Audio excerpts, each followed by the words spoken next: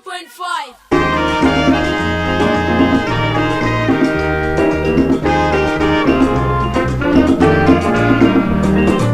He has labored, he has suffered to lead his people into the land of freedom.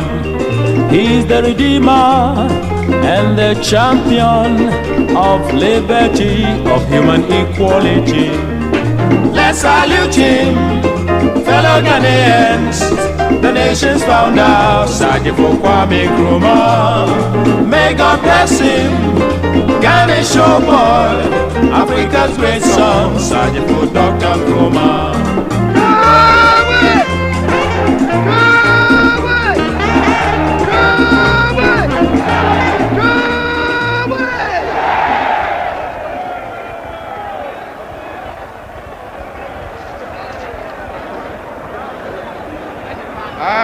Ago when you come with Makasa Kakra, and when you come when Tiam Kakra, Menkasapi. Damabara Makade Bakans Babukakran and Yamakan Fancy. At long last, the battle has ended.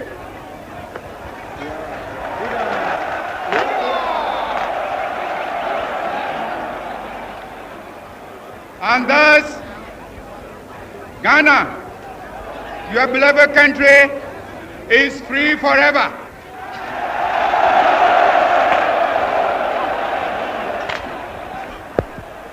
And here again, I want to take the opportunity to thank the chiefs and people of this country, the youth, the farmers, the women, who have so nobly fought and won this battle.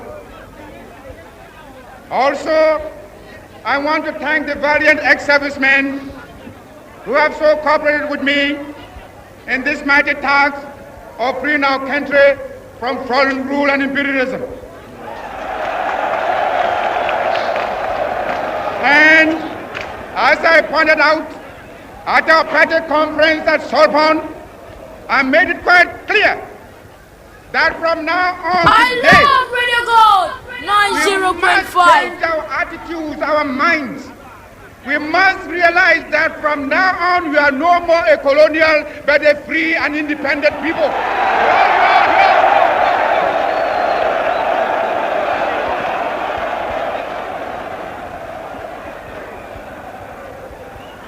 But also, as I pointed out, that also entails hard work.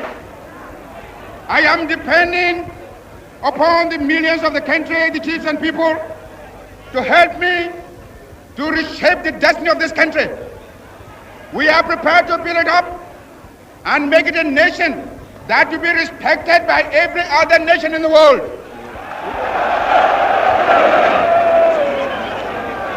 We know we are going to have difficult beginnings, but again, I'm relying upon your support. I'm relying upon your hard work. Seeing you in these thousands, it doesn't matter how far my eye goes. I can see that you are here in your millions.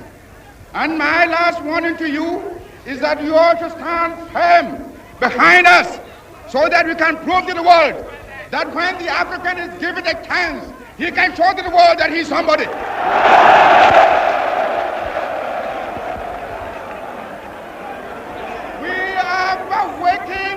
We shall no more go back to sleep anymore. Today, from now on, there is a new African in the world.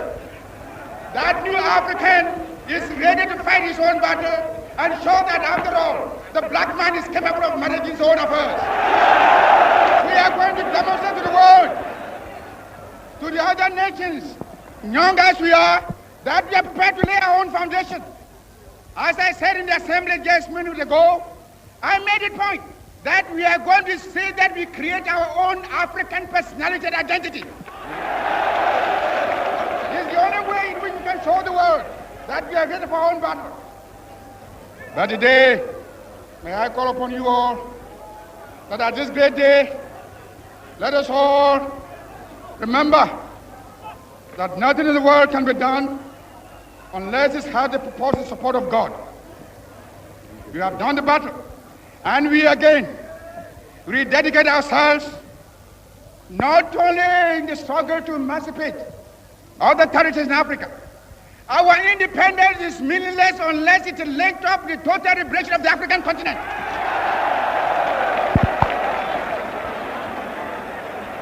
Let us now, fellow Ghanaians, let us now ask for God's blessing.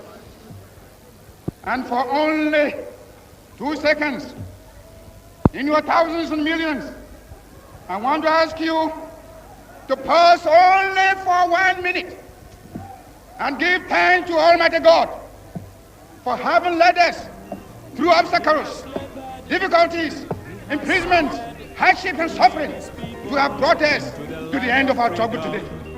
He's the Redeemer and the champion of liberty, of human equality. Let's salute him, fellow Ghanaians, the nation's founder. Listeners of Radio Gold 90.5, your power station comes. And it's my pleasure to welcome you to today's edition of Alhaji and Alhaji, the mother of all talk shows. If you should check with your time, we have some 15 more minutes before 9. And this morning, as always, we are starting the program on time so our panel members can have ample time to discuss the issues we'll be tabling for discussion today. For those of you who are just joining us, I say welcome. Those who have been with us since the commencement of the play, of the voices, of the interviews conducted throughout the entire week, I'd like to say thank you very much for joining us. So, as always, we take a look back at some of the issues that trended throughout the entire week. And this week has been a very interesting week because the entire focus of the discourse in the media has been centered on the happenings within Parliament. And by that, I mean the laying of the cash for seat saga report by the majority, for which the minority in Parliament boycotted the debate. Equally, was there the matter of the minority stance that they are taking with respect to certain happenings in our nation. The minority had spoken about the finance minister's resignation and the fact that His Excellency the President must fire him. Equally, was His Excellency the President in Parliament to present the State of the Nation address, which you've been listening to sound bites of some of the key areas he spoke about throughout the entire morning on the show today. The statement delivered by His Excellency the President, your impression, your assessment of the state of the nation as delivered by His Excellency the President. At the tail end of the week, just yesterday, we had some terrible news of musician by name Ebony. The news we got early days in the morning, early part of the morning of Friday, when we heard that she was involved in an accident, and herself and 2 other people were involved, and they had all passed on to glory. It's been something which has dominated the conversation in the media throughout the entire week. So, as always, we make a deliberate effort to bring to you some of these key issues for us to discuss them. We are not able to discuss all of them at a go, so we settle on just a few for us to discuss. And this morning, we'll focus our attention on the President's State of the Nation address, and then the responses from minority in the various sectors of the economy that the President touched on. The minority also gave their true State of the Nation address.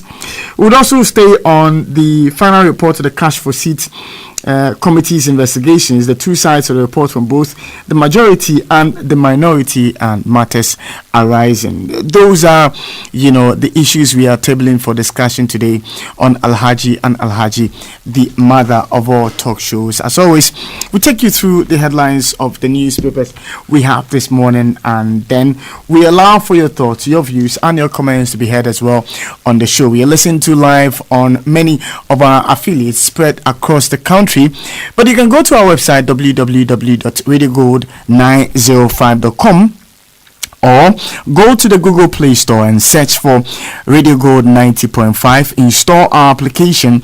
You will be able to listen to us anywhere in the world. Go to the TuneIn application and search for Radio Gold 90.5. You'll be able to listen to us as well on the TuneIn application. As we progress, we'll share with you some of our affiliates that you can listen to us live on. For those of you who will be sending your thoughts, your views, and your comments, you know how we do it. But for the benefit of those who just join us, I think it's only appropriate and fair that I put out the handle by which you can join the conversation, and that's by going to Twitter and Facebook and looking for the handle at Samuel Eshen GH. Samuel Eshen GH is all spelled together, and the Eshen is spelled ESHUN. Look for me on Twitter and Facebook, add me, and start sending your comments through. Gladly would I read these comments that you would have sent by the time the show commences. So, on the front page of the Ghanaian Times newspaper is the banner headline: Ebony, 2 others perish in gory motor accident. Minority presents State of the Nation address. 2 die after drinking fetish priests at Beteshi. Ugandans suspended over refugee scam. That's the Ghanaian Times newspaper. Daily Graphic has on its front page the headline: Shocker, Ebony, 2 others die in car crash. President, others saddened by death. Minority jabs government over special petroleum tax. All on the front page of the Daily Graphic newspaper. The Spectator has on its front page: Ebony bows out tragically. Couples to rekindle love at Flaunt Your Lover. On the front page of the paper has got a picture of Ochiame Kwame and the wife on the front page of the paper. You'll find again on the front page of the paper: Woman, social welfare officer fights over abandoned baby. Or on the front page of the Spectator newspaper. That's by way of the headlines that we have for you this morning, as captured by the Daily Graphic, the Ghanaian Times, and the Spectator newspaper. Sorry, I have the Daily Guide now. Daily Guide has on its front page: President receives Belgian Queen. Paga DC is gone. And Ebony killed in deadly crash. Nana mourns with family. Or on the front page of the Daily Guide newspaper. My guests this morning to help me discuss the issues are Mr. Kwesi Pratt Jr., the managing editor of the Insight newspaper; Dr. David Percy, student of history and politics; Mr. Bernard Mona, national chairman of the PNC; and Comrade Ibrahim Murtala Mohammed, former Deputy Trade and Industry Minister. They will help me do justice to the issues this morning. Just to refresh your memories with some of the key pointers during the delivery by His Excellency the President on the floor of Parliament when he delivered the State of the Nation address. It's 10 minutes after 9. My guests are comfortably seated for us to start today's show. That's Alhaji and Alhaji, the mother of all talk shows. Here we don't mince words, we say it as it is, and your thoughts, your views play a very important role in this discussion, so let me get them as we move along. I'll start off with Comrade Murtala Ibrahim Mohammed on our first topic, which is an analysis of President Akufo-Addo's State of the Nation address, the response from the minority in Parliament, and the various issues raised with respect to our economy and how it's been performing so far. Comrade, good morning. Good morning, and good morning to your cherished listeners. And let me also state that I certainly will be leaving earlier than I would have left because of that engagement. Let me also use the opportunity to say good morning to the good people of Nanton constituency who are keen listeners of this outstanding radio station and then the programs that you guys carry. Let me just go straight to say that His Excellency the President indeed fulfilled a constitutional requirement. The Constitution is explicit that at the beginning of every Parliament session, the President would have to address the nation. And addressing the nation, he certainly would have to do it through Parliament because he can't gather the over 27 million Ghanaians to address them. And the purpose for such address is to tell the people of this country the state of our nation. the state of our nation, which borders on everything. It borders on economy, it borders on security, it borders on governance, it borders on everything. So the president has a responsibility to do that. I have listened to some arguments by certain individuals who claim that in such addresses you don't expect the president to talk about everything. I think I disagree. The president would have to talk about everything because not many people would have the opportunity to read and understand what the president or the government at that time has for them. So it is important. I am not in the least suggesting that the president should go into detail of every aspect of our Ghanaian economy or nation. But to a very large extent, he needs to be a bit broad. He needs to expand and expatiate on many of the issues that he thinks, border on our survival, on our unity, on our cohesion, and our progress as a people. So that having been said, we had this opportunity that has been demonstrated by the successive governments, at least in the fourth Republican Constitution. All the successive governments have had the opportunity to address this nation through Parliament, which is Christian Sona, State of the Nation's address. This was the second time His Excellency the President was fulfilling that constitutional mandate by addressing Ghana.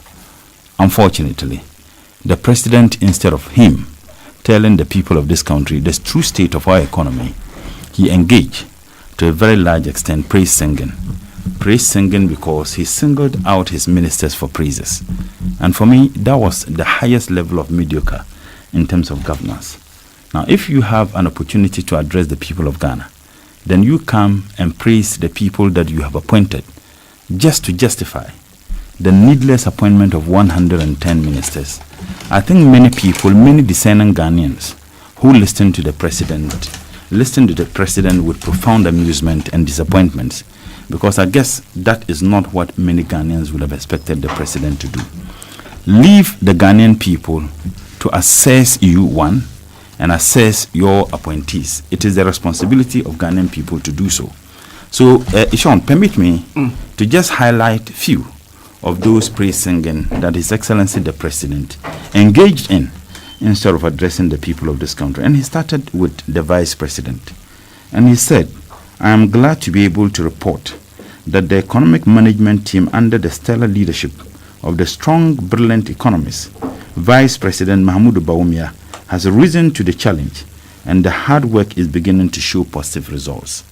Well, I think that the good people of this country, whether His Excellency the Vice President is an outstanding economist, indeed can be told by their state at the moment, whether indeed His Excellency the Vice President is that outstanding economist that he wants everybody to believe, cannot be reflected in the fact that the prices of fuel, which he inherited, including the Vice President, at 14 cities, is now being sold over 22 cities. And I think that the people of this country would understand.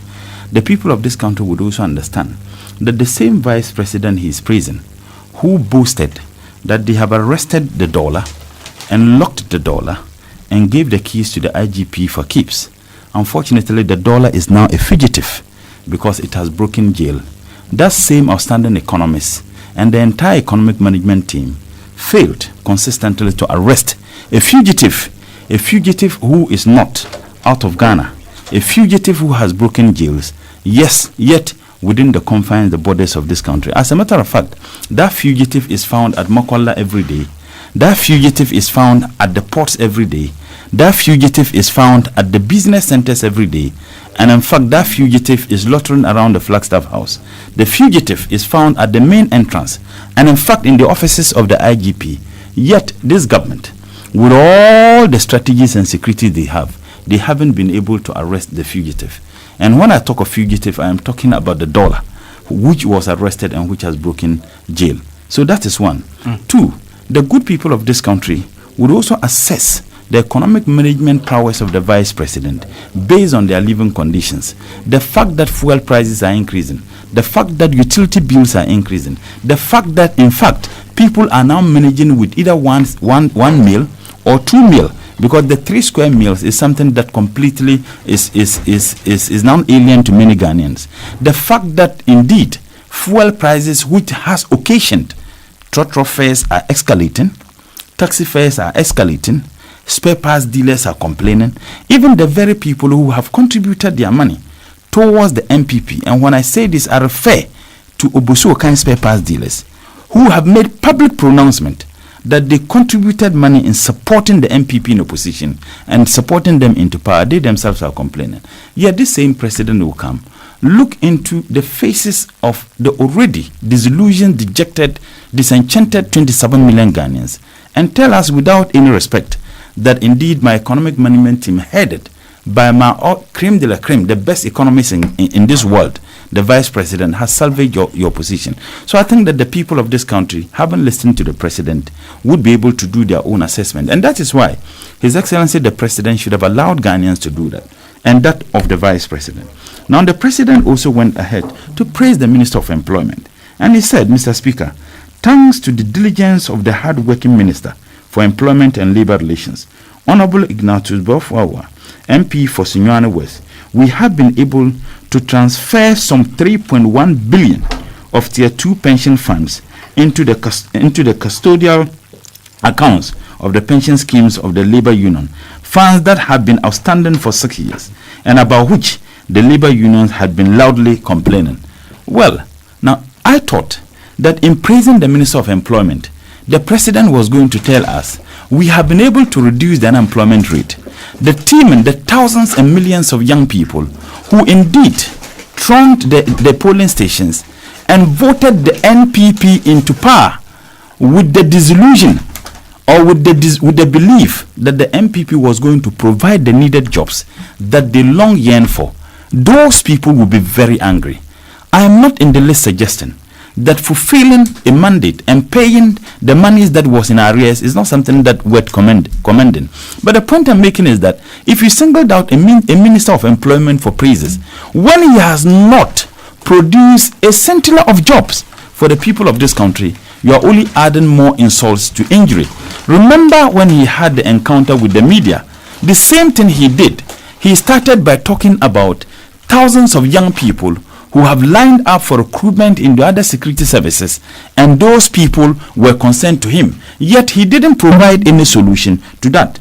Yet the same president is telling us that this was what they did. But by the way, I listened to my brother Abu Jinapo on GTV immediately after the Sona, and he made a statement, and my response was that, does he fear God?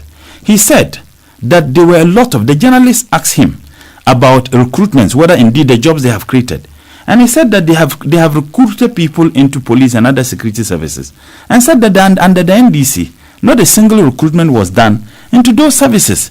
So I asked myself whether he was in Kusumokaya or indeed he was just doing politics without conscious of the fact that God was looking at him. Because the police service and other security services, they do recruitment every single year at any point in time. Yet this person said that under the NDC and the President Mohammed's administration, not a single recruitment was done. So that for me was another insult to the people of this country, that you praise the Minister of Employment who hasn't created any job. As a matter of fact, several young people who were engaged in some job, one way or the other, have been sacked because they are seen to be people who belong to the NDC or other political parties. Yet you praise the Minister of Employment. Now he comes to the first vice president. And when I say the first vice president, I'm referring to Mr. Osafu Mafu.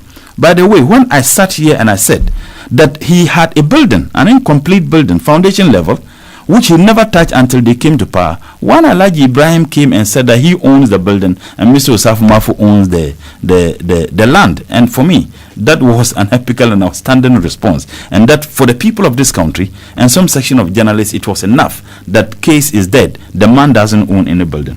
Now he said, just this morning, the respected senior minister, Ya Osafu Mafu, launched the digital marketing and entrepreneurship program at Dakar Digital Center.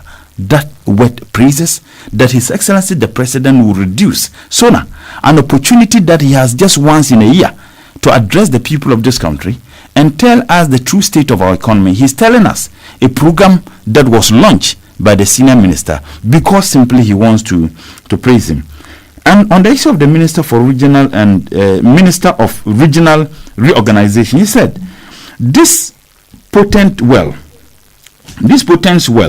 and I believe this exercise will be a success, especially as it is being undertaken with scrupulous adherence to the teachings of the constitutions in this sensitive area, under the skillful direction of the experienced Minister for Regional Reorganization and Development, Honorable Dan Bochwe, MP for Accra. What did he do? What did he do? In fact, the processes have just begun. And those processes are fraught with a lot of difficulties. Those difficulties have not even been addressed. Yet His Excellency the President thinks that he should reduce an important and constitutional fulfillment opportunity to praising his ministers. Minister for Local Government, my sister Alhaji Alima, said, I have no doubt that the resourceful Minister for Local Government and Rural Development, Haji Alima Mahama, MP for Nalergu Gambaga, will be able to shepherd this process to a positive conclusion. I mean, it's amazing. And for me, this is the height of a mediocre. But let me just come to one very important point, because I can't. He talked about the Minister for Aviation, and then, Mr. Speaker, a modern, reliable network of roads, railways, water transport, and airports will transform our country. And I am delighted to note that the fresh enthusiasm has entered the aviation sector under the guidance of the dynamic Minister for Aviation, Cecilia. What has the minister done? And Sean, look at what will blow your mind.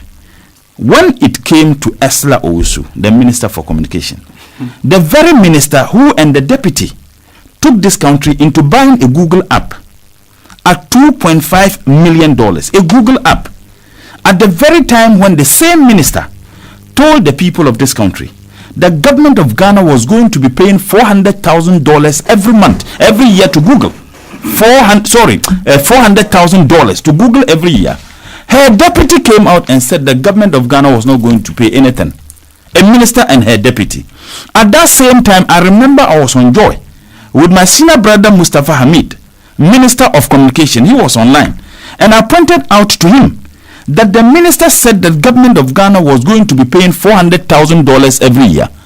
The deputy minister said government of Ghana was not going to be paying anything. Mustafa Hamid, the Minister of Information, said that what the deputy minister said was right, and what the minister said was not right. He said it on Joy.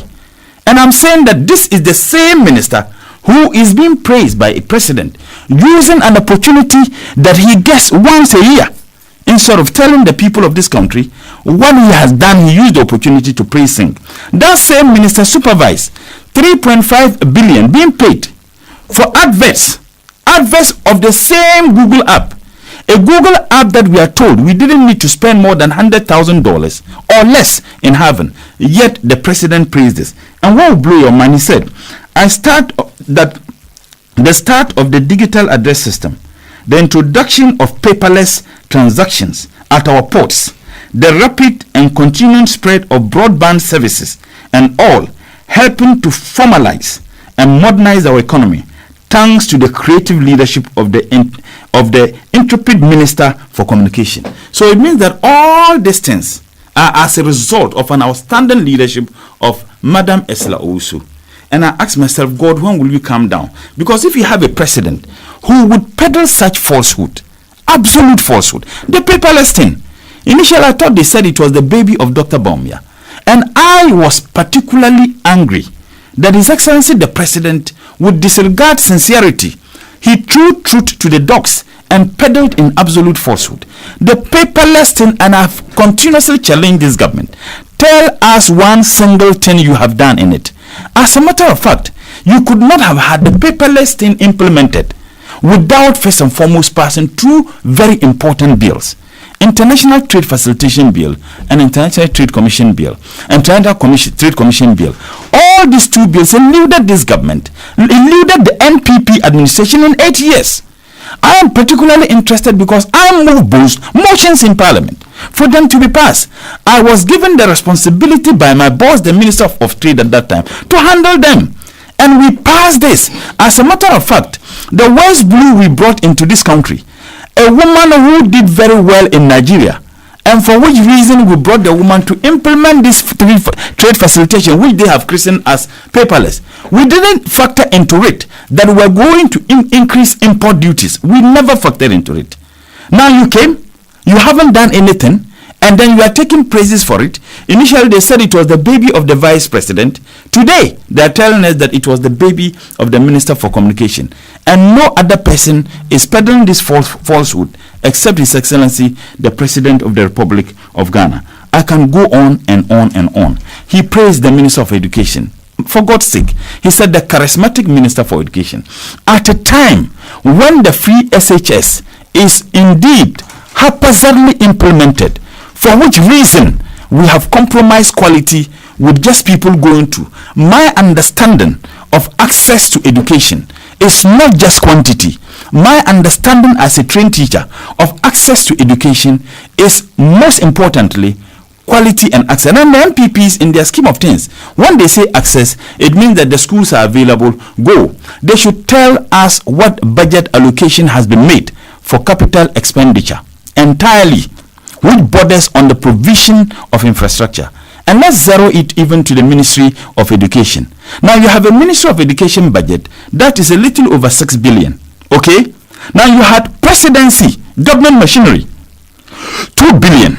Now we are being told that the free SHS is taken from the Ministry of Education to the Scholarship Secretariat, and that the Scholarship Secretariat falls under government machinery. I know when they said this when we questioned the outrageous 2 billion Ghana cedis given to President Nana Addo and his team to chop at the Flagstaff House. The reason why I say this, when we raised that issue, they said no, it included the other new ministries. Then we pointed out to them in the 2018 budget, there is exclusive budget allocation for each of the ministries. And in fact, the budget allocation for each of the ministries is insulated from the budget allocation for government machinery. That is one.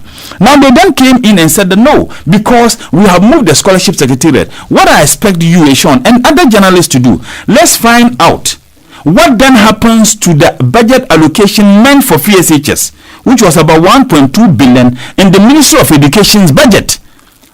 Now already, if they are taking it to the presidency, then they are pulling a fast one and robbery on the people of this country. They should tell us what will happen. Because if you have a budget for education, and the Ministry of Education, by which was over 6 billion, included the free SHS.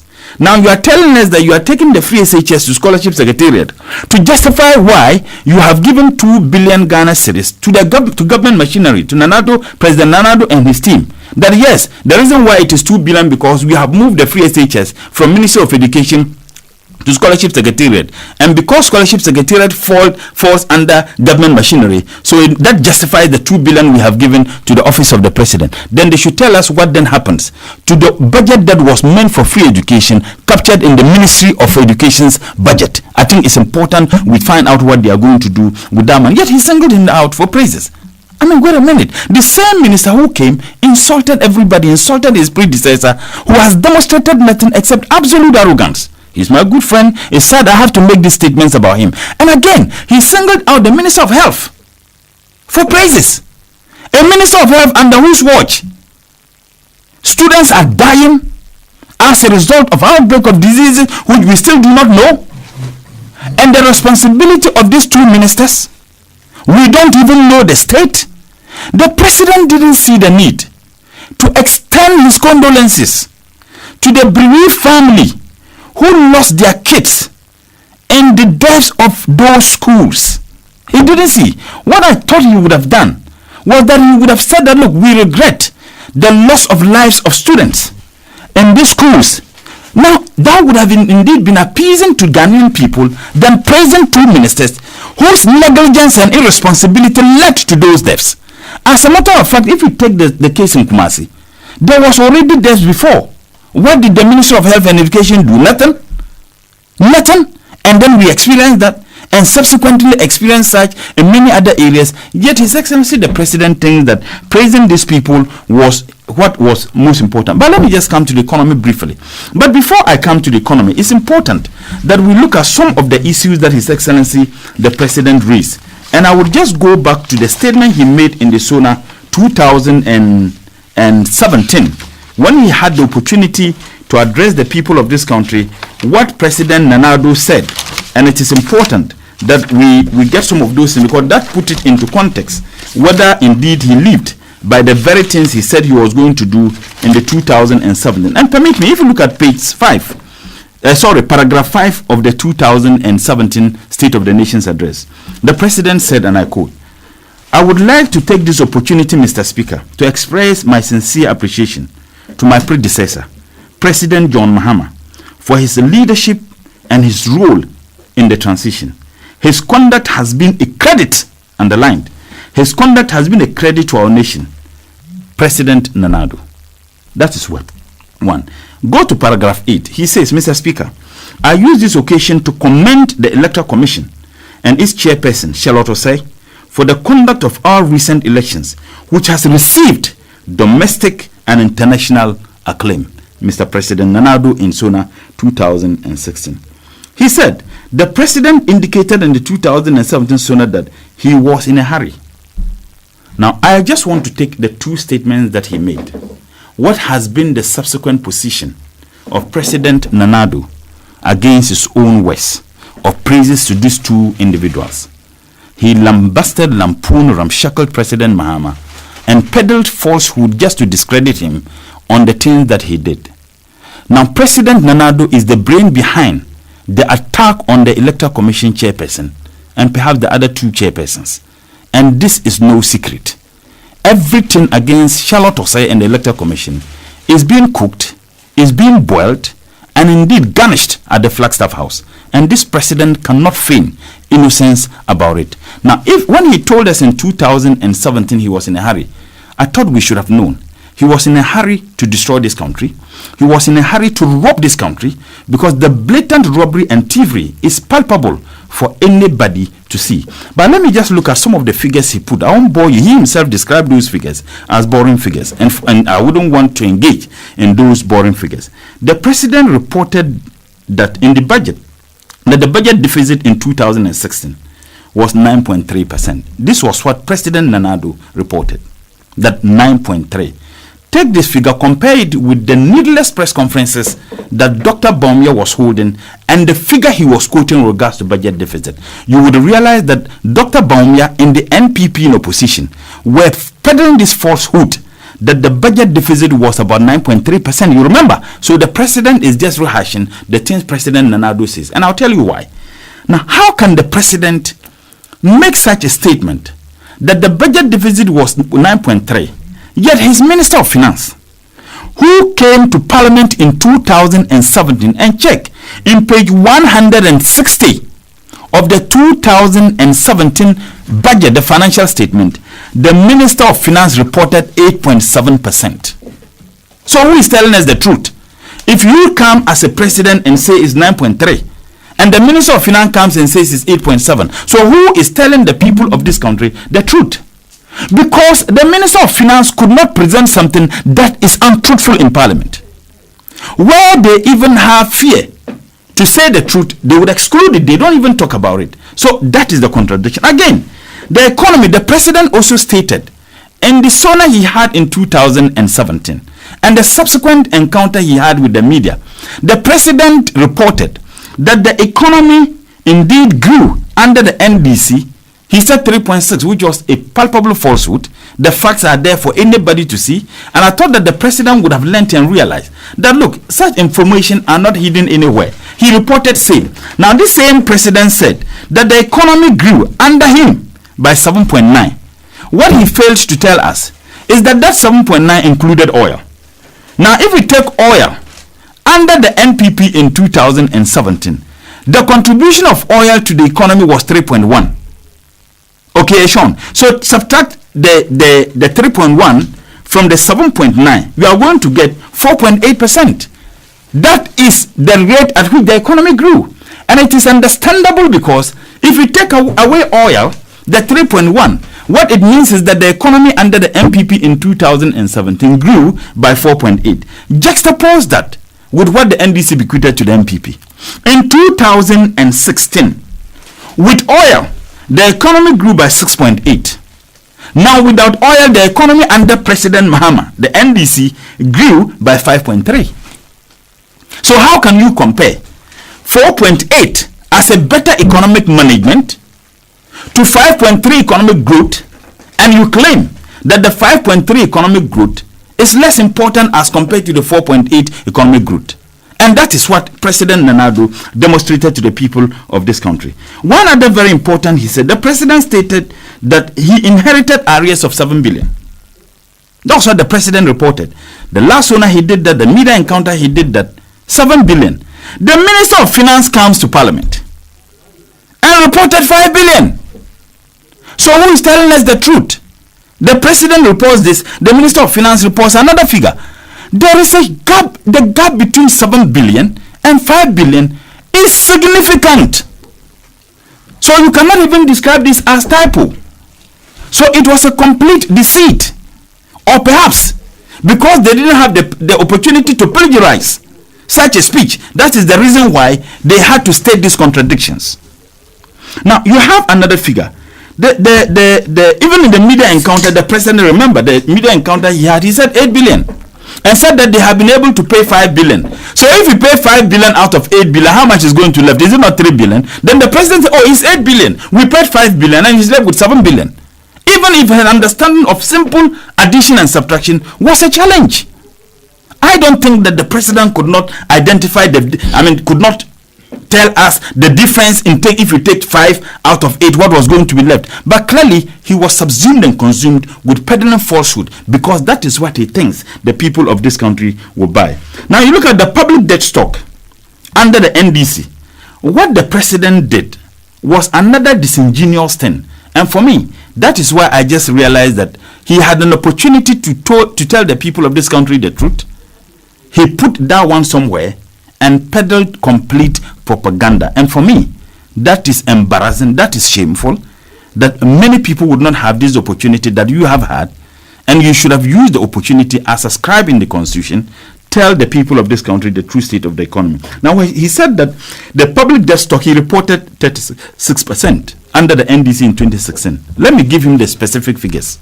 Under the NDC, it was 36.7% for the 8 years between 2009 to 2016. 36.7, Mr. President, not just 36. Now, if you take the 36.7 for 8 years, now what it therefore means is that if you divide the 36.7 by 8, that is the 8 years, you are going to get 4.6. That is a year. Okay, that is the debt accumulation, 4.6 a year. Now, a year is made up of 12 months. Divide the 4.6 by 12, you are going to get 0.38. As a matter of fact, it's 0.337. You just add 0.38. Or if you even want to run it up, you say 0.4. That is what you are going to get. So what it means is that under the NDC, our public debt stock, that is the accumulation each month, was 0.38. Now let's juxtapose that with what we are experiencing under the MPP. By the way, the president in all this, he stopped at September. He didn't talk about October. He didn't talk about November. He didn't talk about December, when they had huge borrowings within this month. And that is why I said disingenuity in governance is tantamount to corruption. Because when you fail to tell people the truth, you are indeed preparing their minds to steal and rob them the more, as this government is engaged in. Now, if you take the NPP per month, whereas the NDC is 0.38, the NPP per month is 2.2%. 2.2%. If you look at the total cost as they accumulate every month, that is what they incur, 2.2%. Multiply the 2.2% by 12, you are going to get 26.4%. That is a year. Now, 26.4%. By the time the MPP leaves office, inshallah, in 2020, that is the 4 years, inshallah, they will leave office.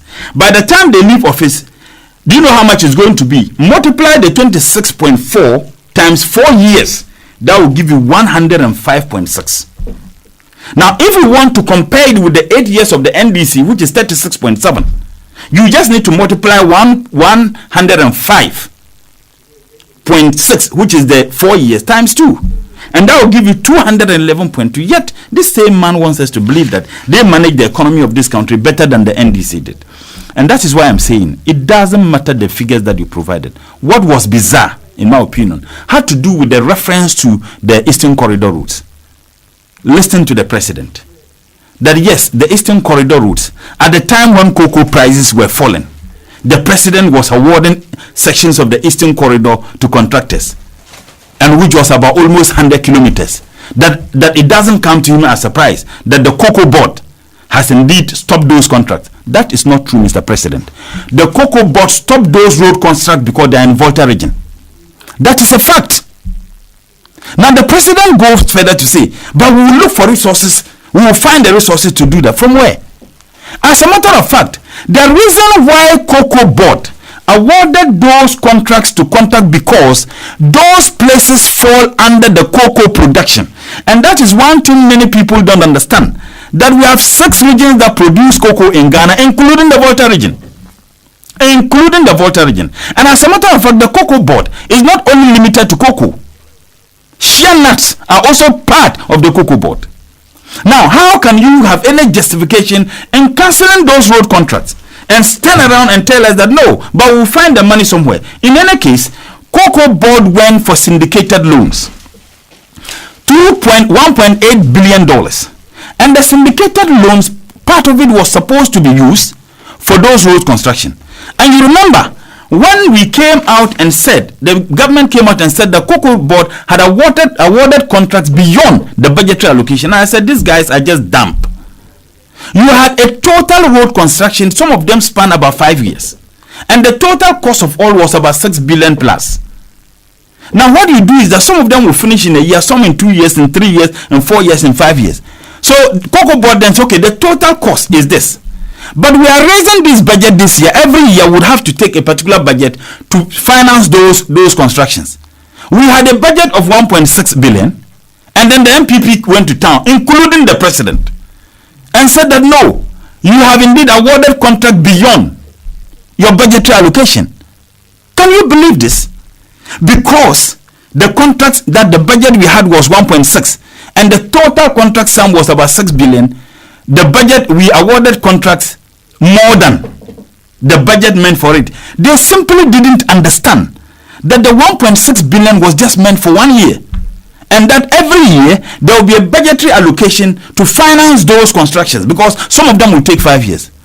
If this is not clueless, if this is not incompetent, what else? Now the president talked about agriculture, and I have continuously been asking, you have a minister of agri who peddled falsehood and claimed that they created over 700,000 jobs. He can't even tell us where those jobs are created. The president came in the same statement and said that, oh, through the Brigadier Corps, they are going to engage 100,000 young people. Take the 2018 budget and tell us what has been the cost. How are they going to finance the so-called 100,000 jobs they are going to create with graduates? No graduate should be paid. And I remember the other time here, Senior Comrade Kwesi Pratt indeed made some calculation with regards to amount of money that is captured in the budget and how much each of them is going to be paid. And if I'm not mistaken, it was less than 100 Ghana cedis that, or 200 Ghana cedis, that these graduates are going to be paid. Yet the president says that. The president should tell us what program do they have to expand facilities at the SHS. He should tell us. The president should tell us that.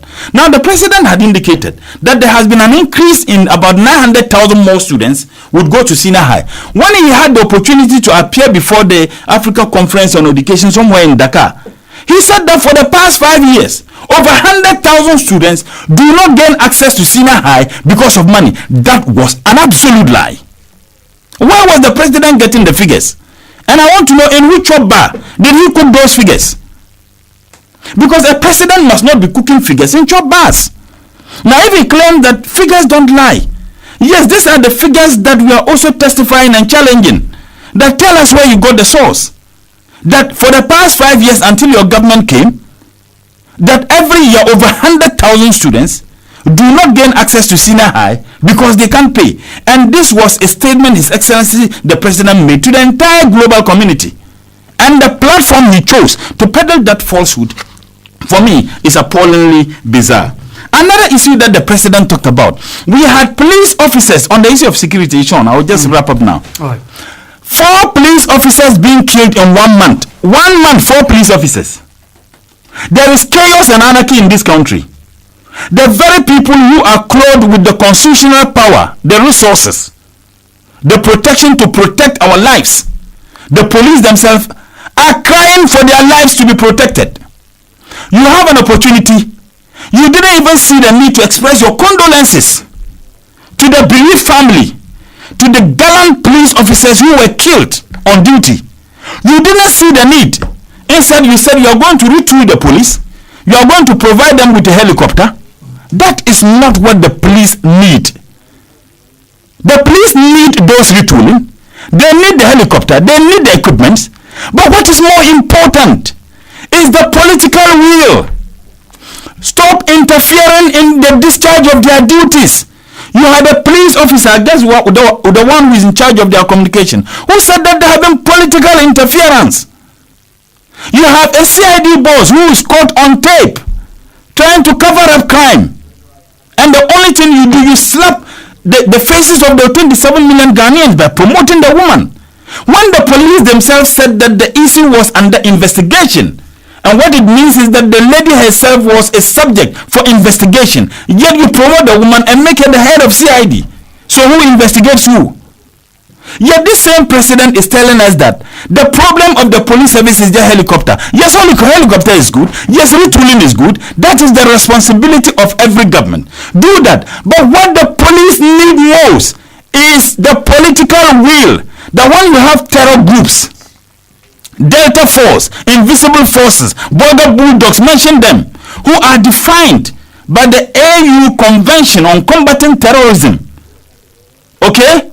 I think Article 1.3 have indicated clearly and defined those groups as terror groups.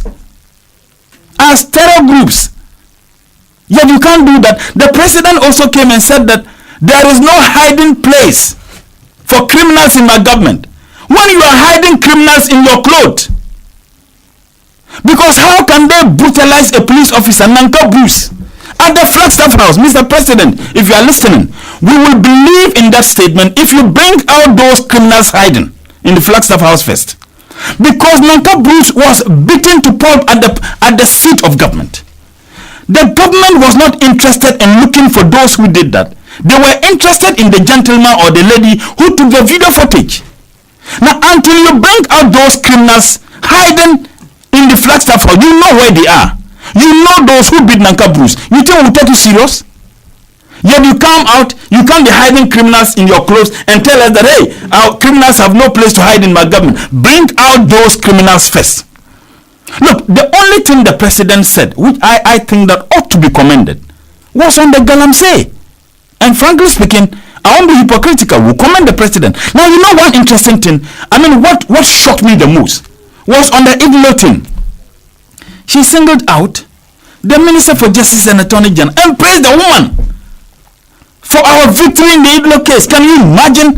At the time, go and watch the video. The Minister for Justice was turning her head. Watch it. When she said it and the cameras pointed at the woman was shaking her head.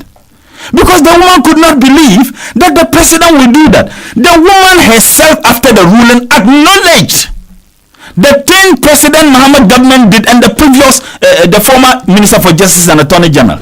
Yet the president comes there, he didn't see the need to acknowledge those same people. To acknowledge the fact that this was what the NDC government did, which ought commended. The president didn't do that. Again, the president came and on that same platform, he was making that divisive statement. Now, if you mentioned former President Rawlings' name and people cheered, you mentioned NDC, people cheered, you mentioned President Kufuor's name, people cheered, you mentioned Nana Konedu's name, you expect us to cheer. What for?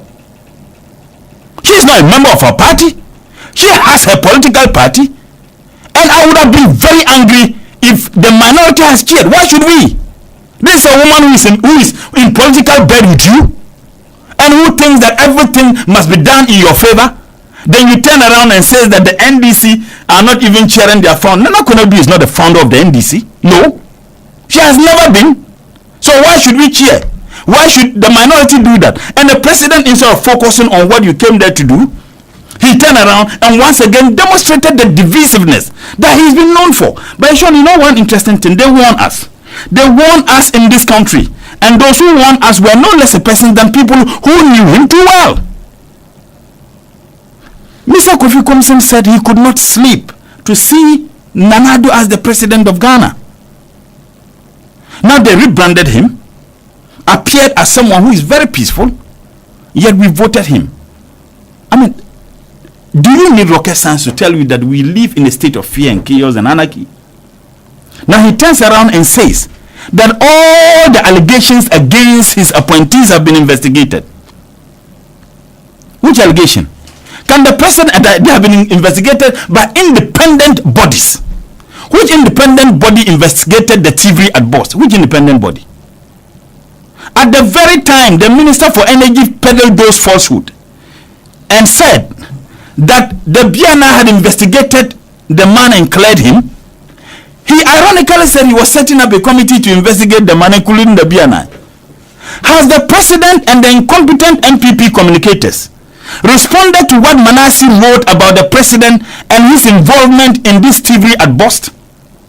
Manasseh accused the president and said in his folder that the information he got from people closer to the president have indicated that the president indeed took particular interest in the protection of the man, and in fact said the president reprimanded the Minister for Energy for even attempting to set up any committee to investigate the TV at Boss. This was what Manasseh said. Not a single response have we received from the government or the incompetent communicators of the MPP. Yet this same man is telling us that there have been independent bodies that investigated all these issues. And by the way, the president in the media encounter took credit for the work that is done by another arm of government, the legislature, in the investigation of the bribery which involved members of parliament, the alleged bribery which involved members of parliament. I'm talking about the issue of the Minister of Energy, vetting, and also the cash for seat.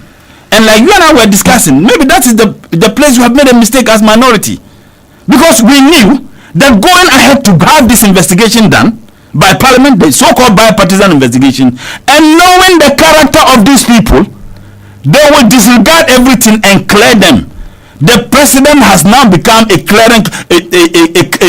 robbery clearing agent, corruption clearing agent. Long before even the cash for seed report came out, the president said he did nothing. The president said that the Minister of Trade has done nothing. Any opportunity he gets, he clears everybody.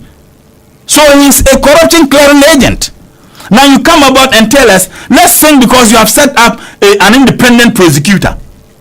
What extraordinary thing the independent prosecutor will do that the Minister of Justice and Attorney General cannot do? So I am saying that we have the responsibility, and frankly speaking, we should have long known that having this investigation done with what we experienced on the issue of the vetting of the Minister for Energy, clearly we are going to reach at this. Thank God that the minority indeed have also submitted their report, and for me, which is the true reflection of what happened. And unfortunately, a section of the media is disinterested in that. But is it not instructive that the Auditor General statement themselves could not be captured? Last point, Ishon. How can you send contracts on sole sourcing? And because you send contracts on sole sourcing, and some of them were rejected, you have saved some costs. I think that the president should be prosecuting the ministers under whose ministries those contracts were sent for sole sourcing. Because if you claim that they submitted a contract on sole sourcing, and then the procurement authority of board realized that those contracts were not supposed to be awarded through sole sourcing, it means that there would have been some cost incurred. And by the way, the fact that contracts have been rejected on the basis of sole sourcing doesn't mean that those contracts were not awarded. And it doesn't also mean that they were reviewed downwards in terms of the cost. Because the procurement law is explicit. There are conditions under which a contract can be submitted for approval on sole sourcing. One, you look at the skill, the capability. If you have a limited skill or companies to do that, you can have sole sourcing. Assuming that you want to build space in Ghana, and there's only just one company that you think that have a proven record to do it, and you want to do it perfectly, that contract can be awarded on sole sourcing. Or to the exigencies. May God forbid if there is a flood today, or a catastrophic thing happened, and immediately you need a response within days. If you want to go through the normal contract processes, tendering and others, it may take weeks, if not months. You can award such a contract on sole sourcing. So the impression is created as if, meanwhile, soul sourcing is bad. These same people told us they were not going to engage in soul sourcing. And I was happy. The minority leaders respond. He said, thank God you have realized that soul sourcing is after all not bad. Now you come out and you tell us, because some contracts were presented for approval on soul sourcing, and because they were rejected, it continues to save. I mean, savings for this country. And even has a figure of 800 million. How did the president arrive at that figure? How? It's possible that you can even sign a contract through soul sourcing and it is rejected. It goes through competitive tendering, and the cost may even increase. It doesn't necessarily mean that the cost will be reviewed downwards. So you should have told us that those contracts that were sent on soul sourcing and they were rejected, those contracts were not awarded anyway. And if they were awarded, at what cost? Which ministry sends those contracts? Those ministers should be prosecuted. Because what it means is that if we are going by the logic of His Excellency the President, that the contracts that were sent by his own appointees were fraught with a lot of fraud, and for which reason they were rejected. We need to know which ministers sent them. We need to know this. And the other point that the President made for me that was extremely flabbergasting has to do with the fact that yes, because people brought them and we rejected them, the NDC could not do that, and because the NDC could not do that, there was zero savings for this country. We have done that, we have had savings. This same president told us that the NDC administration under President Mahama awarded road contracts, and those contracts cannot be found. We challenge His Excellency the President, and we still want to challenge him to mention one single contract that was awarded that cannot be found. And you know why, Ishon? The worrying aspects of it is that when you have a president engaged in it, it's extremely hurting, particularly in an age where there is a such inbuilt hatred and disbelief, distrust that citizens have for politicians. The only thing a person should do, particularly a president, is to begin tempting that fate that will confirm the belief people have that after all, politicians are not truthful. Because if His Excellency the President, the number one citizen of the state himself, is not truthful, then what do you expect from his people? Concluding on this proverb, and Alhaji Ibn is not here, that when the chief comes home with a weird haircut, what do you expect his subjects to do? They will come home with tepiajo. Thank you very much, Comrade Murtala Ibrahim Mohammed, for your submission. I had to allow for you to have that time to speak on these issues because you'd not be with us till the program comes to an end. So I'll come to you, Comrade Bernard Mona, for your submission on the State of the Nation address as delivered by President Akufo-Addo. Comrade. Oh, okay.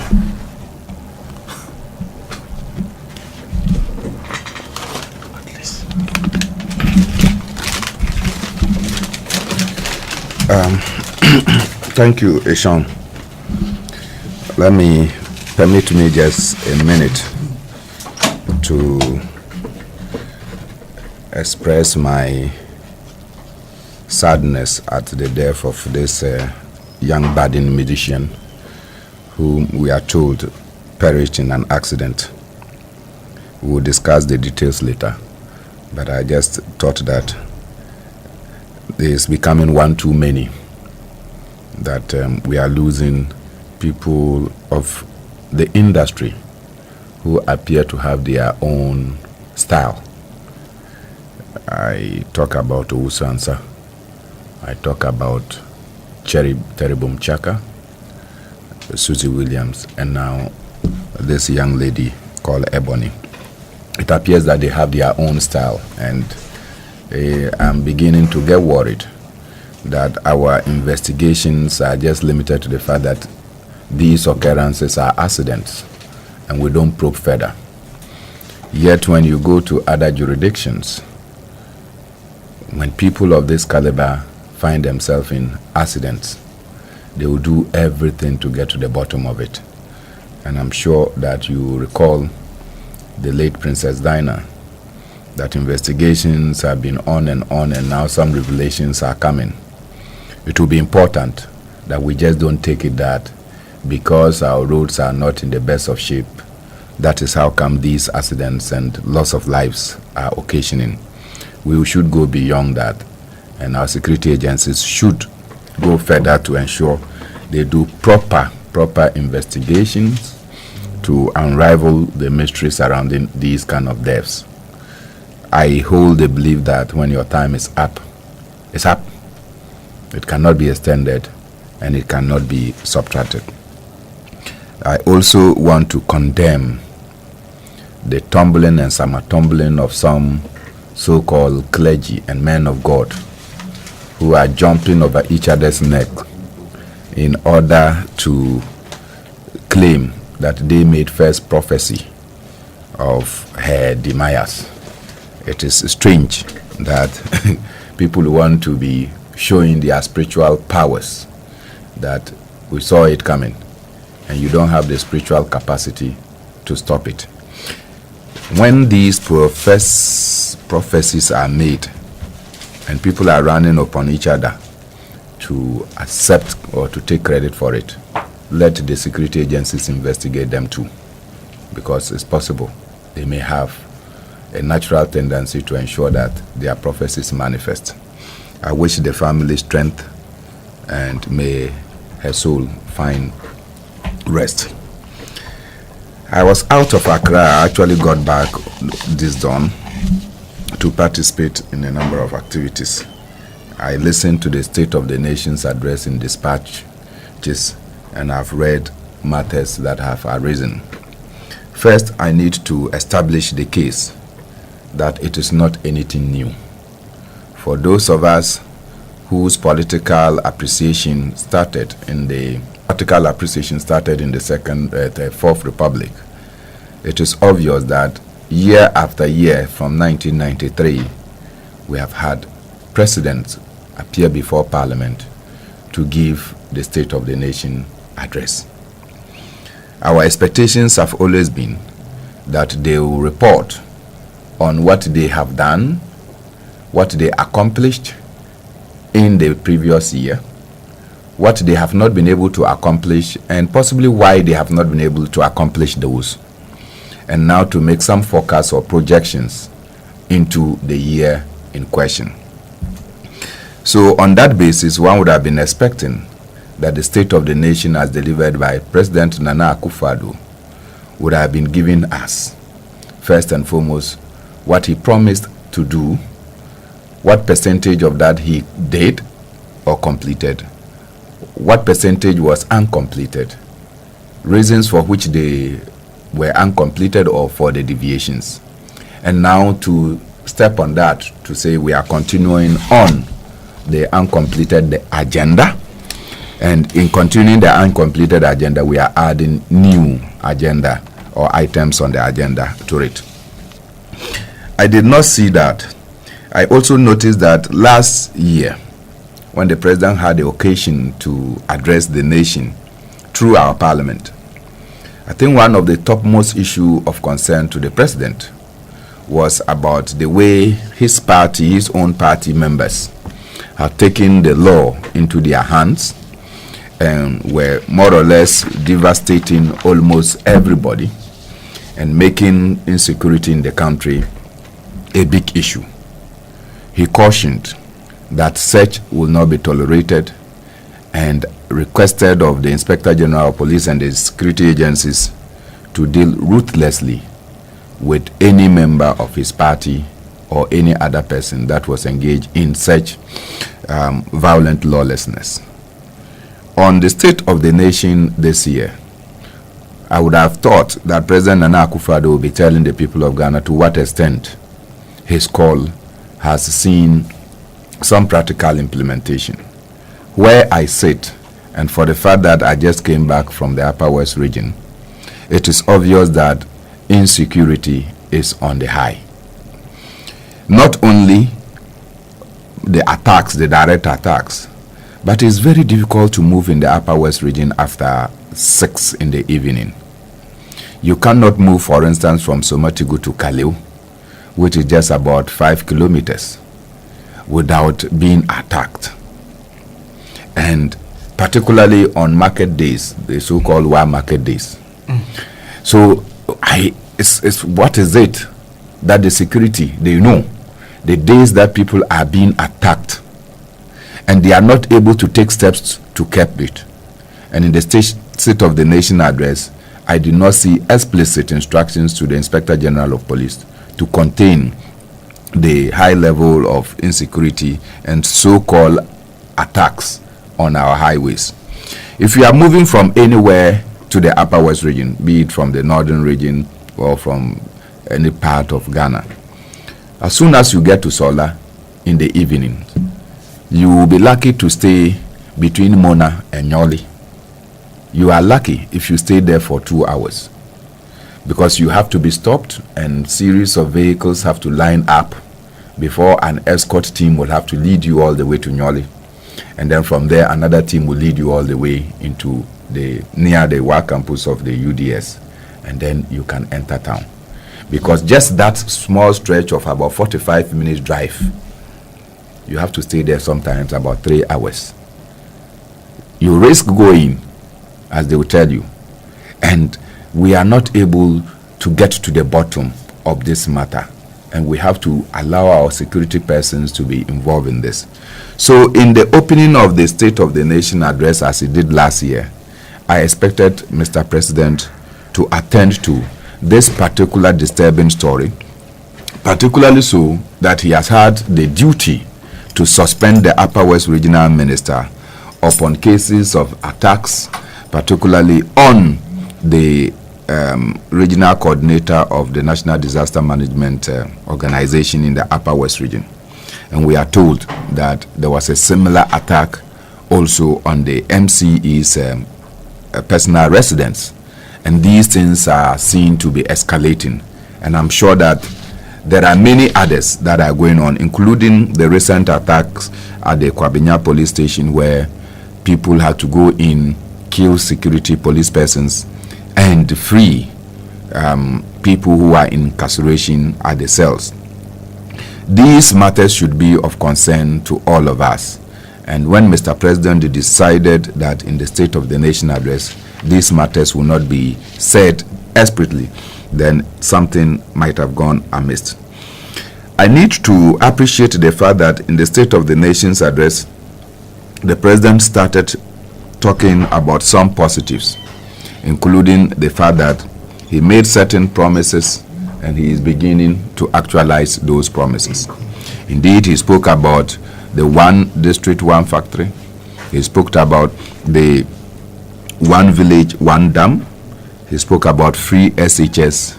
And as you say it, he confounded the naysayers by implementing the free SHS. What Mr. President did not say is that despite that there is a general welcome for the free senior high school concept, it appears that the implementation of the free senior high school is frosted with some difficulties.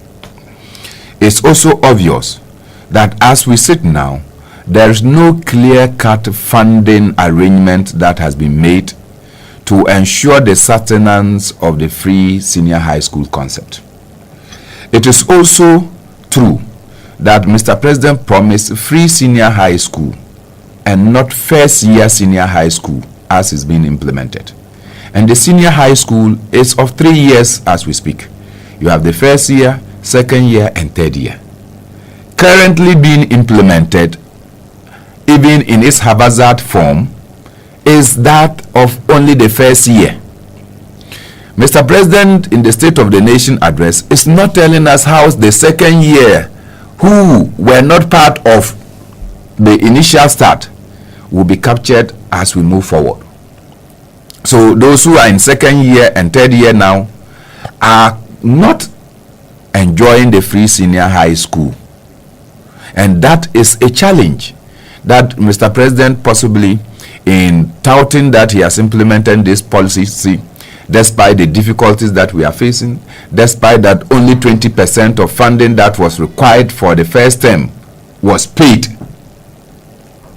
20% of resources required for first term was paid. The 80% required for the first term is yet to be paid. So now we are almost moving to the second term. How much is required and how much is going to be paid? That too has not been spoken about.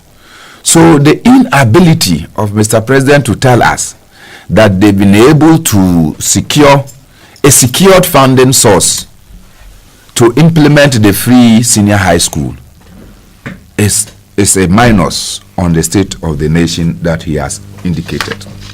I need to point out that Mr. President, possibly because the budget statement was presented, had a very short stay in Parliament. Indeed, he had to state most of the issues that are already in the budget. We are told about the Nations Builders Corps, which will generate about 100,000 jobs. The amount of money that was earmarked for that, if you divide it by 100,000 workers over a year, you are getting about 47.5 Ghana cedis per worker. And I'm not sure that any person would want to work for 45 or 47 or even 50 Ghana cedis per month. Having said that, Mr. President made some allusions that need to be interrogated a little bit. Mr. President said that you can't argue with figures, and that even the most innumerate person in our society will understand and have the impact of the figures that he was talking about, and by which he referred to as the procurement savings that they have made. He quoted that in 2016 there were about 600 plus sole sourcing requests that was made to the procurement authority, and 500 plus was approved by the procurement authority, with about 25 rejections. 2016. Anybody who understands the dynamics of our political economy will know that 2016 is an election year. An election year, and pressures, demands are such that you are confronted almost on every round by request for certain things that maybe by your rounds you get to appreciate the urgency for those development to take place, and therefore you may accede because you want the speedy implementation. So if you are comparing an election year request to a non-election year request, and then it means that we are not doing right thinking. So if Mr. President wanted to compare his first term in office, with the first term of his predecessor in terms of procurement, then I'm sure that we'll be doing a good juxtapositions. But to be comparing the last year where there is so much pressure, and more so there is election and everyone is going round, the opposition is going around and bringing forth some of the development challenges, critical things that ought to be done, and the nation want to address them, and therefore contracts have to be awarded speedily. And in awarding those contracts, you are comparing that to this year. In any case, who says that something that is sole source necessarily mean that it is high priced? Who says? Except we are saying that our engineers that are responsible for quantities have a different pricing for sole sourcing, and they also have different pricing for general tendering. But if it is that the quantities are going to be the same, but it is because of the urgency, that is the compelling factor for which sole sourcing is done, so that, look, you don't have to go through the laborious processes of wanting to subject everything to tender, when indeed you want the job done tomorrow, and you know that you have to advertise for a certain number of days according to the law, and there are instances you actually have to even start the work before the documentations are sent to the procurement authority for ratification. So it does not necessarily mean that you get it less. In some instances, Even if you subject it to public tender, you may get it even at higher price. So to say that because the mere absence or reduction in sole sourcing means that we have had savings, the president must bring the figures so that we know that if it was public tender, this was actually going to be what we're possibly going to get.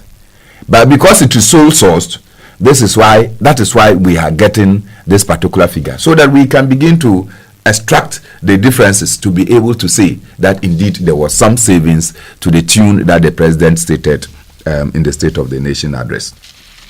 I think that it doesn't, for me, as the president want to claim, figures you can't argue with figures. There were no figures indeed, but just the mere percentage of reduction is not sufficient. In any case, if sole sourcing is bad and 56% has been sourced in your first year on that one, what is the agency for which we have had those sole sourcing? And let me give you an instance. You recall recently, to go to the northern region, to go to Tamale, you had the difficulty or the tortuous duty to go through the Amotrable Eastern Corridor, or you have to go to all the way to Techiman and take straight through Wenchi, go to the Upper West region, and possibly come to the northern region. If you are going to the Upper East region, rather than taking a shortcut through Kintampo all the way, you have to go to the Upper West region and go, because the Yape and bridge and Buipe bridge were having difficulties, and you had to do maintenance. You needed to do those maintenances within a short period. What do you do?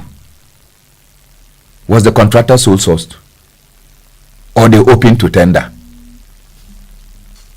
Was it sole source or open to tender? So there is a reason for which you put that as part of the procurement law, that certain situations require serious and urgent attention. Otherwise, look, there will be a reduction in productivity and there will be a slowdown in economic activity in the country. So you need to attend to such situations. And sometimes you ask the contractor to go and start, even while the quantities are being prepared. So on this one, Mr. President, I'm not sure that as a person, I am convinced that the mere reductions and the fact that you are comparing a non-election year activity to an election year activity can be matched. Now on, Mr. President took opportunity to praise the Minister for Finance and to say that he is proving to be an asset for our nation. Amidst all the controversies, amidst even the Shraj report that is incontrovertible in its outcome, that the minister does not disclose or had an interest, Mr. President says that somebody who has flouted the financial laws of this country is an asset, and chooses Parliament to go and say that. So it appears that anybody Mr. President has appointed is a saint, because every allegation that has been made on any of his appointees, Mr. President said, I've cleared them. I called them and I've done my investigations, and therefore I don't see any wrongdoing. Mr. President is the Auditor General. He is the investigative body. And so when he listens to the people, he is convinced that they have done no wrong. And therefore, Mr. Ken Oforiatta is going to becoming an asset. It is true, as Mr. President mentioned, that through some prudent measures, industry has grown to about 17%, 17.1%, I'm told, in 2017, as compared to a negative growth in 2016. Now, when you say a negative growth, what it means is that, look, we're growing at 14% This year, we didn't increase. Maybe we produce 100 bags tonnage of the things. So because we produce 100 tonnage, this year we are expected to add to rate to 100 tonnage. But this year, instead of producing 100 tonnage, we produce maybe 98 tonnage. If you do, it doesn't mean that there was no industry. It doesn't mean that there was no activity. But what it means is that we produce less than what we produced in 2015. So industry production in 2015 was higher than the output and outturn in 2016. And therefore there was a negative growth. We did not appreciate. In 2017, industry may be from 98% or 98 out of tonnage. Maybe we moved to 110 tonnage. So we increase our production tonnage by a certain output. And therefore the difference will tell you that there is an increase in productivity. And that is the percentage growth that we are talking. It doesn't mean that industry in 2016 came to a halt. There was no activity. But which Ghanaian did not know that in 2016 industry really suffered? We had issue with electricity. And give me one industry in this country that does not depend on electricity, directly or indirectly. And so if we're having challenges, erratic supply of electricity for nearly a year, you don't expect industry to grow. Indeed, industry was laying off its workers. They were closing down some of their production plants because you were not sure.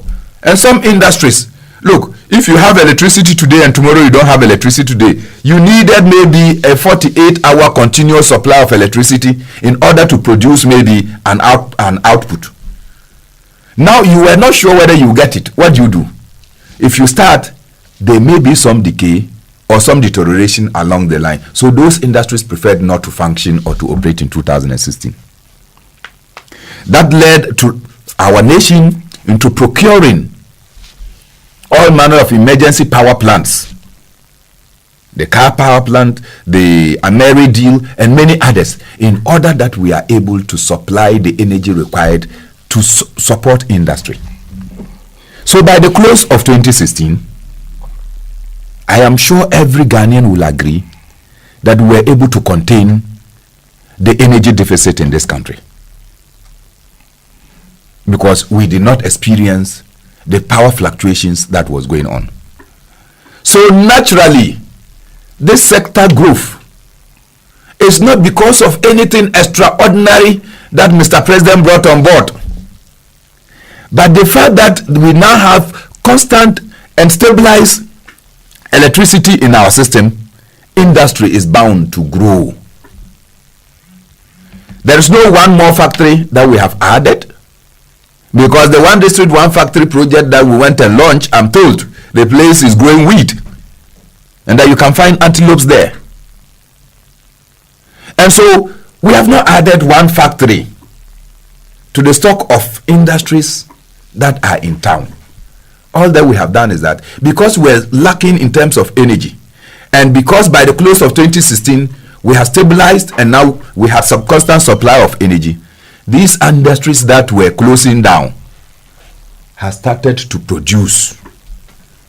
And because they have started to produce, it is natural that they will grow. Again, in all these growth, there must be questions to be asked. Who are the beneficiaries? Because it's not sufficient. And that will lead me clearly to where I talk about the economic growth figures that are being churned out. I have no difficulty with economic growth. And I have no difficulty with what we have styled or imposed on ourselves as GDP growth rates. Everyone is talking about gross domestic product.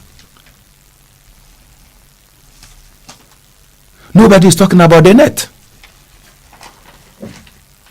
When you say gross, what it means is that irrespective of who produces or who owns the wealth, we sum everything. So Talo is producing in Ghana, Cosmos is in Ghana, Newmont is in Ghana. All the huge companies and what they produce, we sum everything because it's produced in Ghana. But we are not interested, GDP is not interested in who owns. So when Talo produces its oil, and all you have is 13% of it, so the 87% is also added to the GDP calculations. I hope you understand. The 13% that you own plus the 87% that you don't own, sum, and then you factor, you divide, you come to your averages. And so that is the economic growth.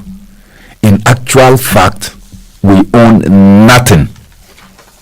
So when we say the economy is growing and we are only interested in these averages of GDP, the question I ask is, how many Ghanaians are beneficiaries of this economic growth? So is it any wonder that at the time that our economy is growing, unemployment is on the ascendancy? How can you isolate and insulate economic growth from employment? So economy is growing and yet a chunk of your people are not getting jobs. As we speak, doctors that passed out of the University for Development Studies Medical School are yet to get placement. Reason is they are waiting for financial clearance. Why? Doctors too. Doctors too. Today, we can't place them. We have to wait for financial clearance. After they have gone to school for about 7 years, we can't place them. There are difficulties, rigidities within the system that we are failing to appreciate. I've listened to the stabilization of inflation and what have you, and the constant attempt to do the targeting of inflation. And yet, economic models also indicate that anytime inflation is coming down and is not accompanied by investment, productive investments, unemployment increases. So there is an opposite relationship between inflation and unemployment. So when inflation is going up, because you see, in any economy you have to spend, and government is a major spender. When you are spending, it generates streams of jobs. When you have not paid contractors what is due them, and they cannot employ people to work, because as they cannot pay people, what do you think? You will be owing, and so the people don't have to spend. You conscript the people, you restrict them in their spending because government is not paying.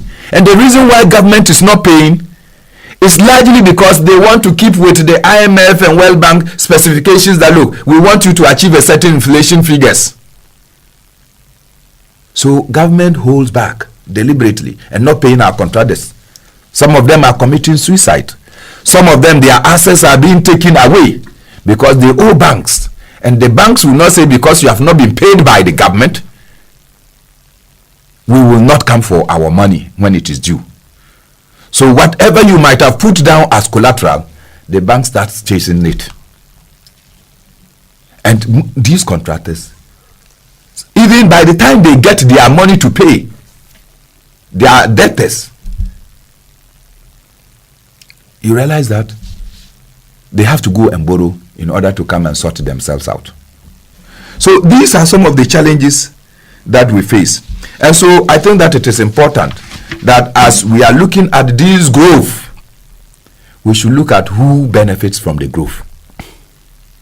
Because I clearly, daily, you see it, Is it not because of this that we are told that presidential staffers are now putting up on their various walls that nobody should meet them at funerals and other places to submit their CVs? Is that not the case? Because unemployment is so high that, look, they think that once you are in government, you must necessarily find jobs for them. They are not begging for money. They want an opportunity to work. And we have not created the jobs. Mr. President intends to create the jobs through the one district, one factory. We wish that he succeeds. Mr. President wants to create the one village, one dam. And indeed, he said it rightly, that this nation is shameful that we continue to depend on rain-fed agriculture.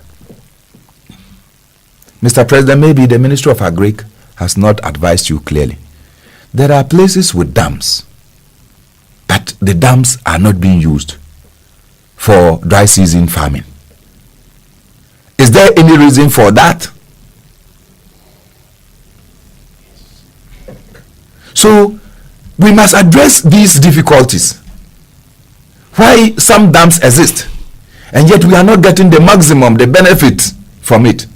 Indeed, the dams in most rural communities are a source of drinking water for domestic activity. You know that? Most of these dams that are constructed are largely to generate water for the rural communities.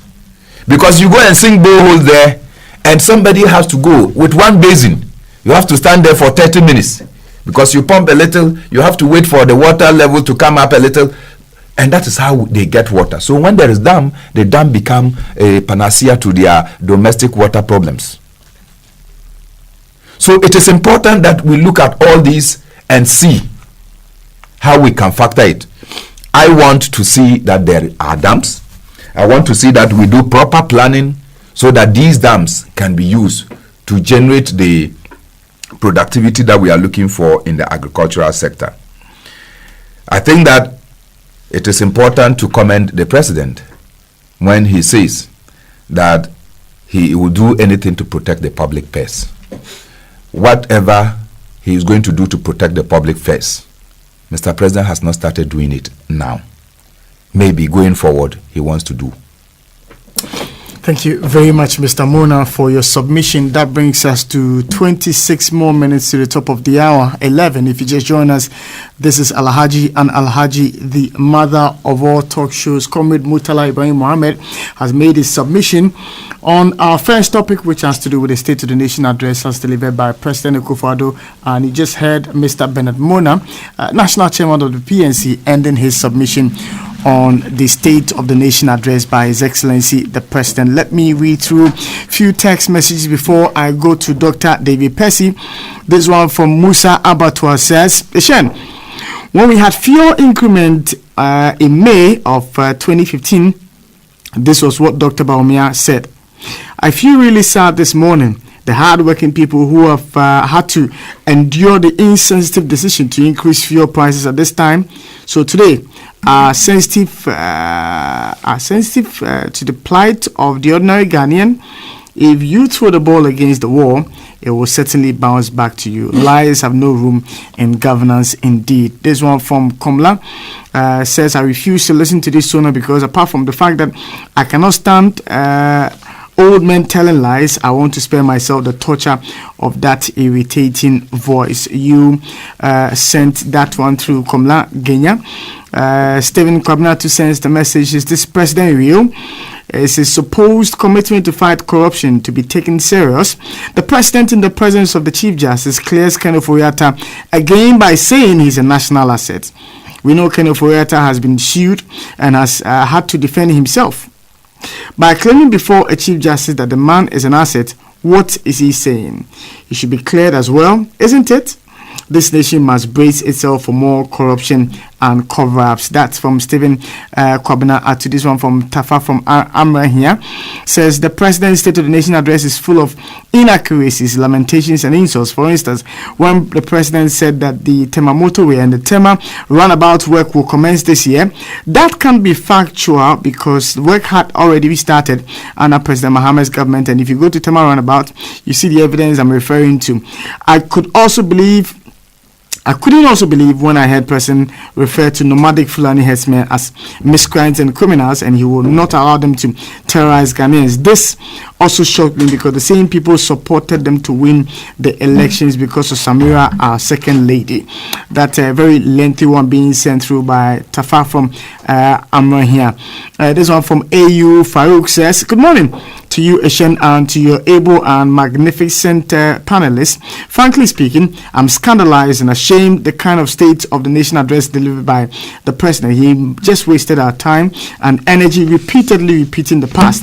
What a disgraceful 419 address. We can't take it anymore.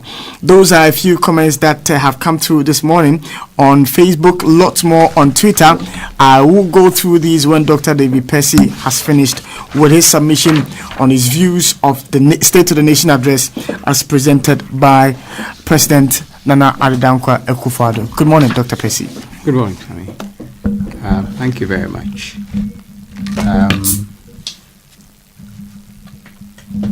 As the name states, State of the Nation's address should basically sum up the current situation of our country.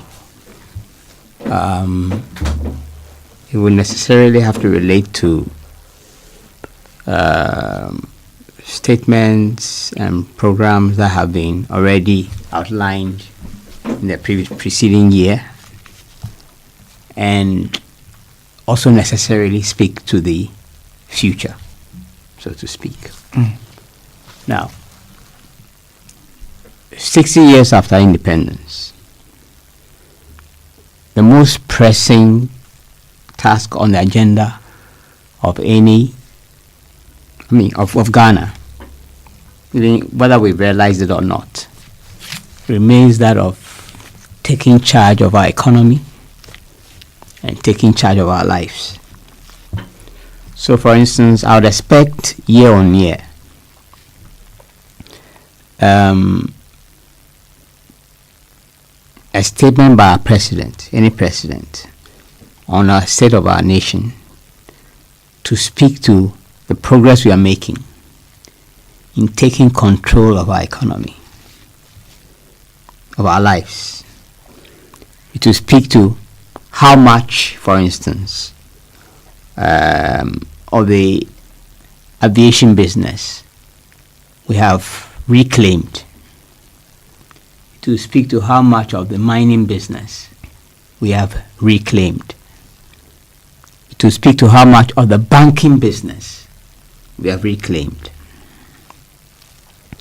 And, for instance, referring to, I believe, one of the slogans of this regime of our president, he speaks of Ghana beyond aid. It will be laying down pointers clearly as to what progress we are making in realizing that vision, becoming a self-reliant and independent and sovereign people, in setting our agenda and in deciding for ourselves how we deal with the most pressing needs. Unfortunately, one cannot say that about the State of our Nation's Address 2018. Of course, there's a lot of bluster, there's a lot of pretense. Did I hear someone say that it was basically a delivery on the state of promises? Okay.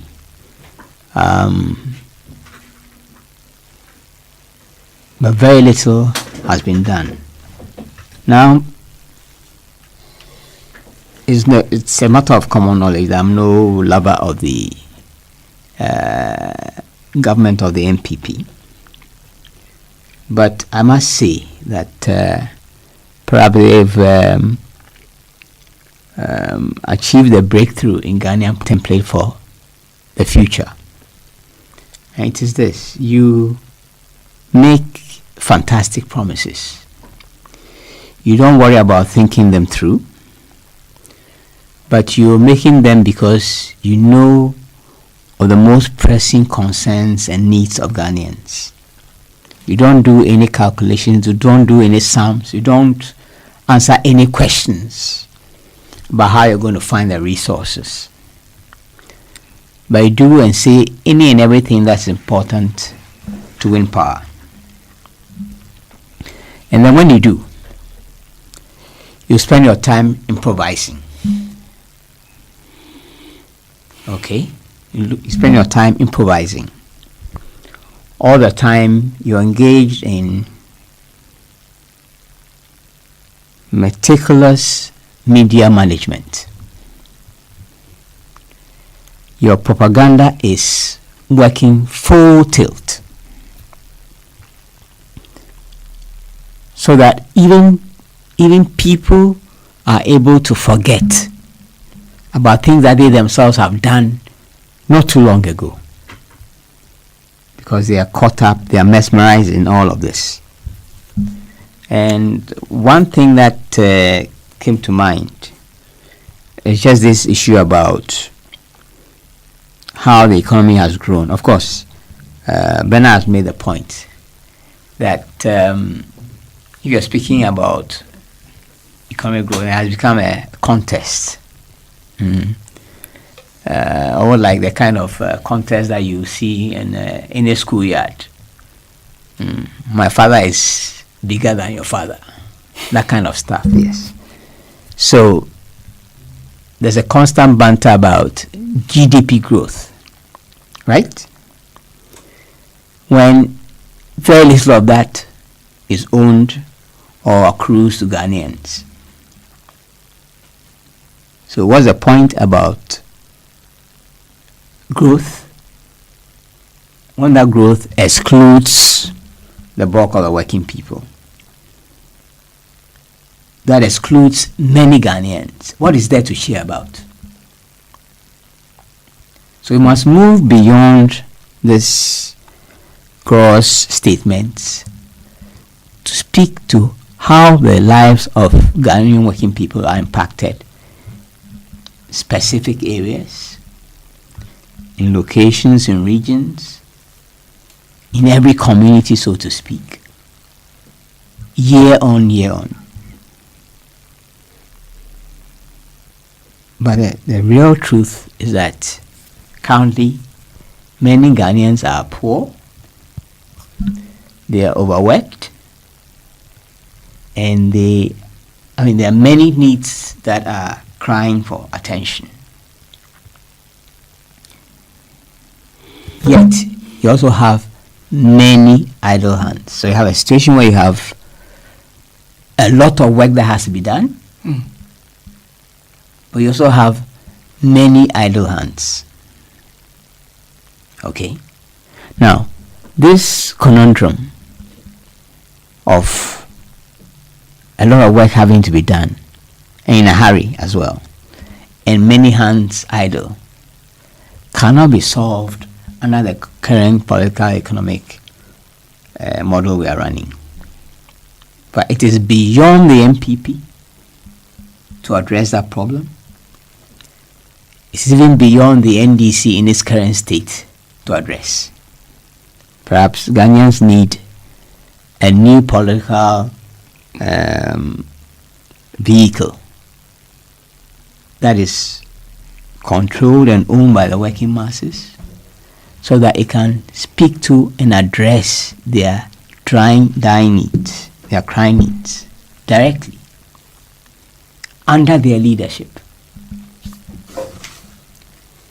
Otherwise, year on, we'll be treated to the same spectacle. Our president will come to Parliament you'll be forced to make statements that we know even before they are uttered to be false, or half true, or wholly false. Okay? You'll have to be inventive and paint a picture of well-being when in fact the reverse is the case. Okay. So simply speaking, I'm saying that we must get to a situation where year on year we are making progress in taking back control of our economy. We cannot do that under the MPP. It is not possible. It doesn't matter how much GDP grows. Our economy will still remain structured the way it is. It will go to the benefit of others, not us. Our debt will keep growing, because the growing debt is a key part of the design of the system of dependence. Okay? And even all the arrangements that are put in place, so-called to help us alleviate those, also encourages the corruption of our leaders, and which also provides one more weapon and source of control over them. Okay. But then there are a number of statements that came out in the course of this. Unfortunately, I couldn't pay too much attention to it because of some other domestic engagements. A president made a reference to the finance minister as a gem. Is it a gem or an asset? Yes, an asset. Yes. Okay. And in his concluding remarks, my brother Bernard also made a reference to the president's statement about guarding the public purse. Yes. But of course, I mean, if you put your cousin in charge of if you put your cousin in charge of the management of our finances, cousin who has been your treasurer through all your various campaigns to become president, okay, who is engaged in smart borrowing and general management of the economy, okay, you would call him an asset. He's not necessarily an asset to the Ghanaian people. No, that's where we make the mistake. He's not necessarily an asset to the Ghanaian people, but it's a huge asset to the president. Because I can bet my head on this, that practically every debt that the president has accumulated has been settled through the sharp ministrations of his able cousin and Minister of Finance. Now, there are people who are calling for his head. I don't think it will ever happen. It will never happen. Now, I know that in the past, and I suspect that it is also true in the present, that every Minister of Finance has had to be vetted and agreed to by the IMF and the bank. Okay? Perhaps it is only they, if they decide that, look, the way in which our public financial system, a system of management and controls, has been compromised by the Minister of Finance and his associates from Data Bank, poses a real problem. It is only then that perhaps he may be gracefully allowed to go. It does not matter what rules or laws he breaks, whether it's about the declaration of assets or the making people aware of his interest in whatever goes on. He will not be fired. And he's not acting because the president does not know. He's acting with his full knowledge and support. And his brief is really very simple: to ensure and guarantee that all debts will be paid and that a sizable war chest will be built up for whenever and for whatever. So those who are angry and hoping that somehow our president will be persuaded by the appointers to the breaches of our laws, etc., etc., will do the decent thing. I think that they are hoping in vain. It will not happen.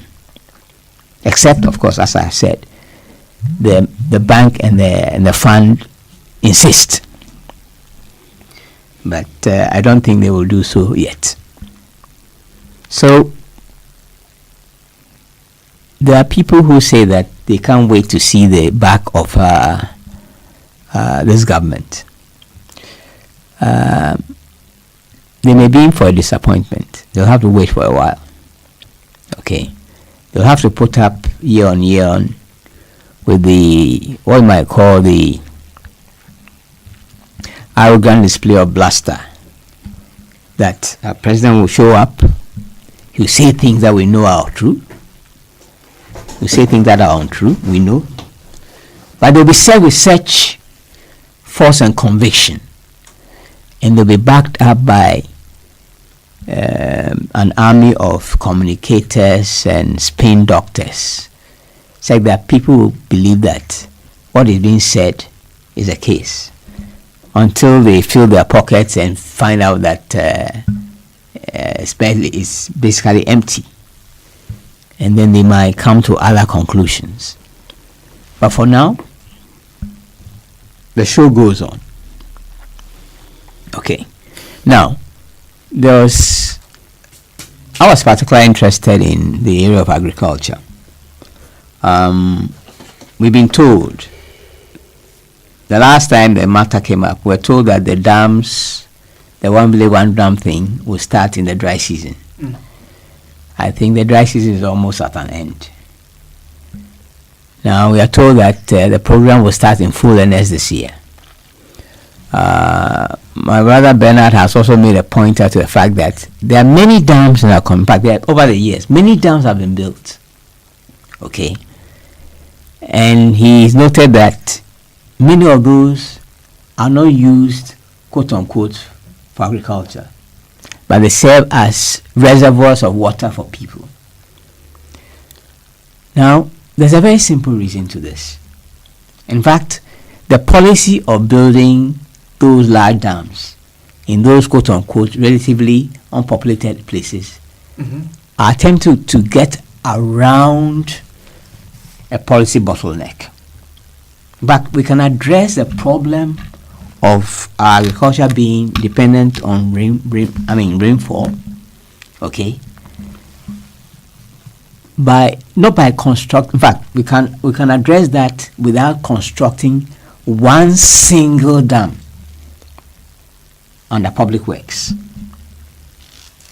What it requires is a new policy that provides and guarantees and generates security of tenure for any producer, farmer, worker, builder, anybody. So you have the secure use of any piece of land. Then our farmers will invest in the means to store and hold water. They'll build dugouts themselves. They'll use Inoboa and community cooperatives if they must. They'll invest family and household labor if they must. They'll create wells. They'll sink boreholes. They'll employ any and every device. But they cannot do so in a situation where they do not have secure hold over the land on which they farm or they produce. Now, you can call it by whatever name you want to. Call it agrarian reform, land reform, whatever.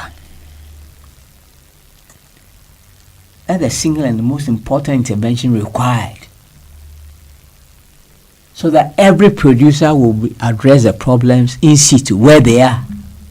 They don't need to move. Now the current situation is that we avoid addressing this problem by going to build dams in places that are publicly owned, so to speak, but they are away from settlements. So people have to make a choice of relocating from their settlements, leaving the graves and the tombs of their ancestors, their playground. I hope you understand the point I mean. Mm-hmm. Yes. They have to make that choice. So in places where people are able to make that choice, they do it only seasonally.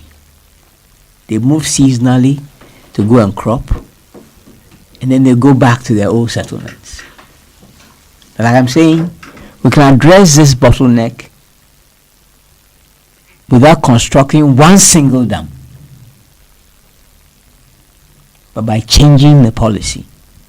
That requires that we engage our communities, we engage our traditional leaders in fashioning a system that provides security of tenure to producers. And by the way, to our north in Burkina, to our east in Togo, even in Cote d'Ivoire, the examples that we can borrow from, that we can learn from, how they've addressed this problem. So when we marvel at how come a place like Burkina is able to provide us with, is it tomatoes? When they are in a dry location. Yeah, we ask ourselves, how is it that we depend for our onions and etc. from other places? Other places are able to address that problem because they've addressed this fundamental issue about the means of production. So, well, I don't know. I don't think they listen to our station a lot, but this is free advice. And I also recall that many years ago, I don't know whether you remember, there was a certain guest who was paraded in this country, a certain Mr. De Soto. Okay? And yes, if you recall, it was by our president, our current president. Yes. I was going around with him. There was hardly a speech he made without mentioning him. Or like Mr. De Soto had a magic wand. But what was Mr. De Soto talking about? He was talking about the same thing. And every country that has made progress agriculturally has had to do this. The Americans, when they occupied Japan, insisted and pushed through a program of land reform. Now, that is the single most important intervention that we can make in agriculture. The rest, producer communities, households, entire villages will address them. And that is, there's a lot of evidence from this century, from the last century, and from the previous century about what the Ghanaian producer, smallholder producer, has been able to do when the proper framework has been provided. And your Minister of Agriculture can go to sleep. You may even be able to abolish the entire Ministry of Agriculture if you just provide that framework for local producers. So we should get on with it and stop the talk. Thank you very much, Dr. David Percy. I'll come straight to Mr. Pratt for your submission on this matter. Well, I'm getting increasingly worried about the fact that the State of the Nation address is gradually but surely turned into a meaningless ritual. Everybody knows what will be said every year, and everybody knows what the reaction would be. And it does not matter whether the New Patriotic Party is in power or the National Democratic Congress is in power. It's the same old story. Indeed, our parliamentarians make it even clearer. Our parliamentarians do not know what is going to be said, and yet they prepare placards ahead of what is going to be said and display it. Our parliamentarians do not get advance copies of the address, and yet they come in parliament dressed in red and all black, and so on. And this thing is becoming a joke. You understand? It's clearly becoming a joke. And I think it's about time we did something in order to make the State of the Nation address meaningful. So far, it is not. And if the politicians deceive themselves that the people of this country take this so-called State of the Nation address seriously, they are lying. Look, when we were growing up, when the head of state was making a speech, or the budget was being read and so on, you could feel it and see it in the streets. Activities come to a halt. People are glued to their television sets. They are glued to their radio and so on. These days, it is only people like us who will be compelled by our profession to do discussions of what is happening and so on, who listen. From what Dr. Percy said, he didn't pay any serious attention to it. And if people like Dr. Percy don't pay any serious attention to it, who does? So, I think, look, we should try and make this thing far more serious than it is. It's being reduced to a joke. Now, the other thing which is important for me has to do with when the State of the Nation address should be delivered. Now, it is delivered after the budget has been read. And that compels the president, whoever he is, to repeat things which have already been stated in the budget. So it's a repeat, to a very large extent, it's a repeat of the budget statement. It makes it uninteresting, it makes it boring, and so on. Now, the budget ought to be an attempt to estimate the cost of the vision of the government, the projects that the government intends to undertake. It ought to be the financial side of the projections into the coming year and so on. So which should come first? The budget or the State of the Nation address?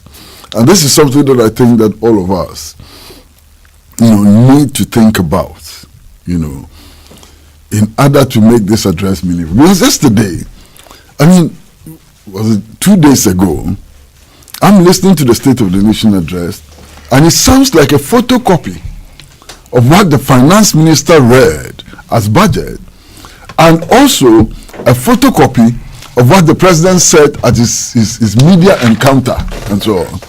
So it gets boring, it gets tiring, and there's nothing to it. Indeed, it looks and sounds more, like a joke. Then there's something else which I find very interesting. Now, if the NDC is in power, no matter what the president says about the state of the nation, the NPP would organize a press conference to deliver what they would call the true State of the Nation address. Nobody in the New Patriotic Party will see anything positive about what the NDC's presidential candidate, now president, has to say about the state of the nation. When the NPP is in power, the same thing happens. Now, my friends, look, is it possible, even for the most idiotic person in the world, to speak continuously for 30 minutes, for 1 hour, for 1.5 hours, and say nothing which is meaningful and sensible? Is it possible? It is not. But I've never heard anybody from the minority side say anything positive about whatever State of the Nation address has been delivered. And I've never heard anybody from the majority side see anything negative about what is read. What kind of society is this? What kind of parliament is this? And then Sammy the heckling. Look, this, if it's a serious address about the state of our nation, the time when it's being read ought to be a time when we are supposed to absorb, to analyze, to think, and so on. This is the time our parliamentarians choose to behave as if they're in the Accra Sports Stadium watching a football match between Accra House of Folk and Asante Kotoko. The heckling is too much. The misbehavior in Parliament ought to come to a stop at some point. You understand? Sometimes the heckling is so much that you can't even hear what the head of state is saying. And I think that this is appalling, this is unacceptable, and we need to move away from that. Now, I listened to the State of the Nation address by His Excellency President Nana Addo Dankwa Akufo-Addo. And there were some of the things that he said which sounded encouraging, which sounded positive. Look at the state of insecurity in the country today. I mean, terrible insecurity. A couple of days ago, there was a report of a young man who went to an ATM to cash some money. And you do know that you can't cash millions from an ATM. Usually people go to the ATM to cash small money to go for lunch or something. Armed robbers accosted this guy, took his small money and shot him. He died. If you read today's newspapers, a young man who operates a mobile money transfer joint has been killed by armed robbers. We have come to the state where policemen in their garrisons, in their stations and so on, are being attacked by armed men and killed and so on. I mean, you know, the misbehavior of the terrorist groups, so-called vigilante groups and so on.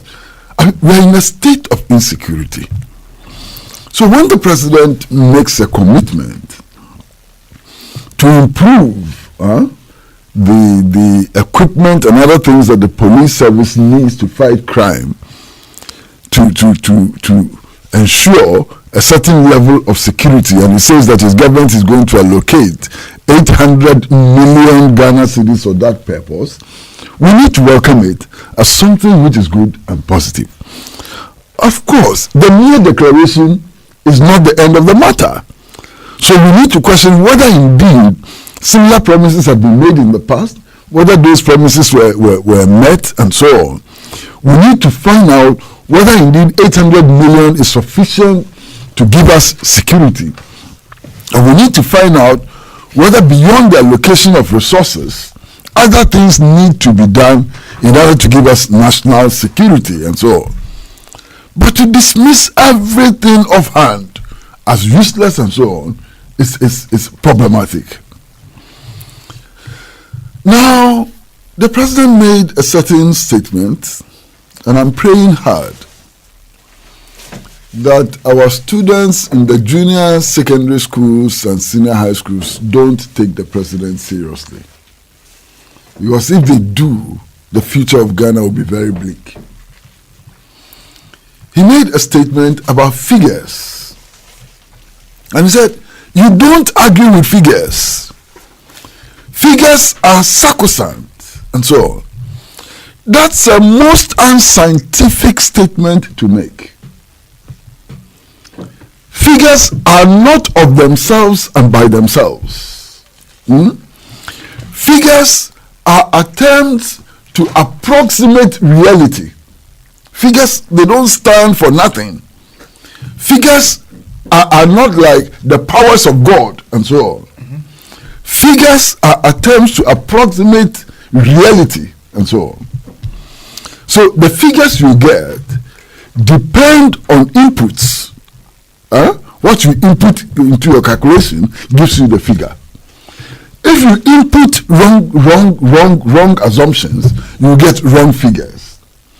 If the method of calculation is wrong, you get wrong figures. There is always a debate about what methods were used in order to arrive at figures. Look, when I was in Tema Secondary School Form 2, our teacher used to give us maths assignments. And I had a huge problem with this teacher all the time. Because the teacher comes to class and says, yes, your answer is correct, but what method did you use? And then you show your method and say, but your method was wrong, and he will mark you wrong. So it is strange the kind of mathematics teacher that our president had, who thought that as for figures, they are sacrosanct by themselves and that you cannot raise issues about figures. My mathematics teacher always questioned the method you used, always tried to find out what inputs you had used and so on. So my mathematics teacher taught me that you can argue with figures, and indeed you need to argue with figures if you want to represent reality in its true state and so on. So please, our students, don't listen to the president. Yeah, but it's true. If you listen to the unscientific statement of the president, you will fail your examinations. Because figures, who says that figures are like the powers of God? Even the powers of God, sometimes they are contested. You understand? Satan is in the business of contesting the powers of God. What is Satan there for if it's not about contesting the powers of God? There is nothing in this world which is beyond debate and beyond dispute. And for our president to assume that figures are sacrosanct is a problem. So therefore, if the Minister of Finance went to the president with a list of figures, he will not raise any questions. He will not do any inquiry because their figures would accept them. What a statement to make. You understand? Now, I'd like to give one example. I think it was towards 2008.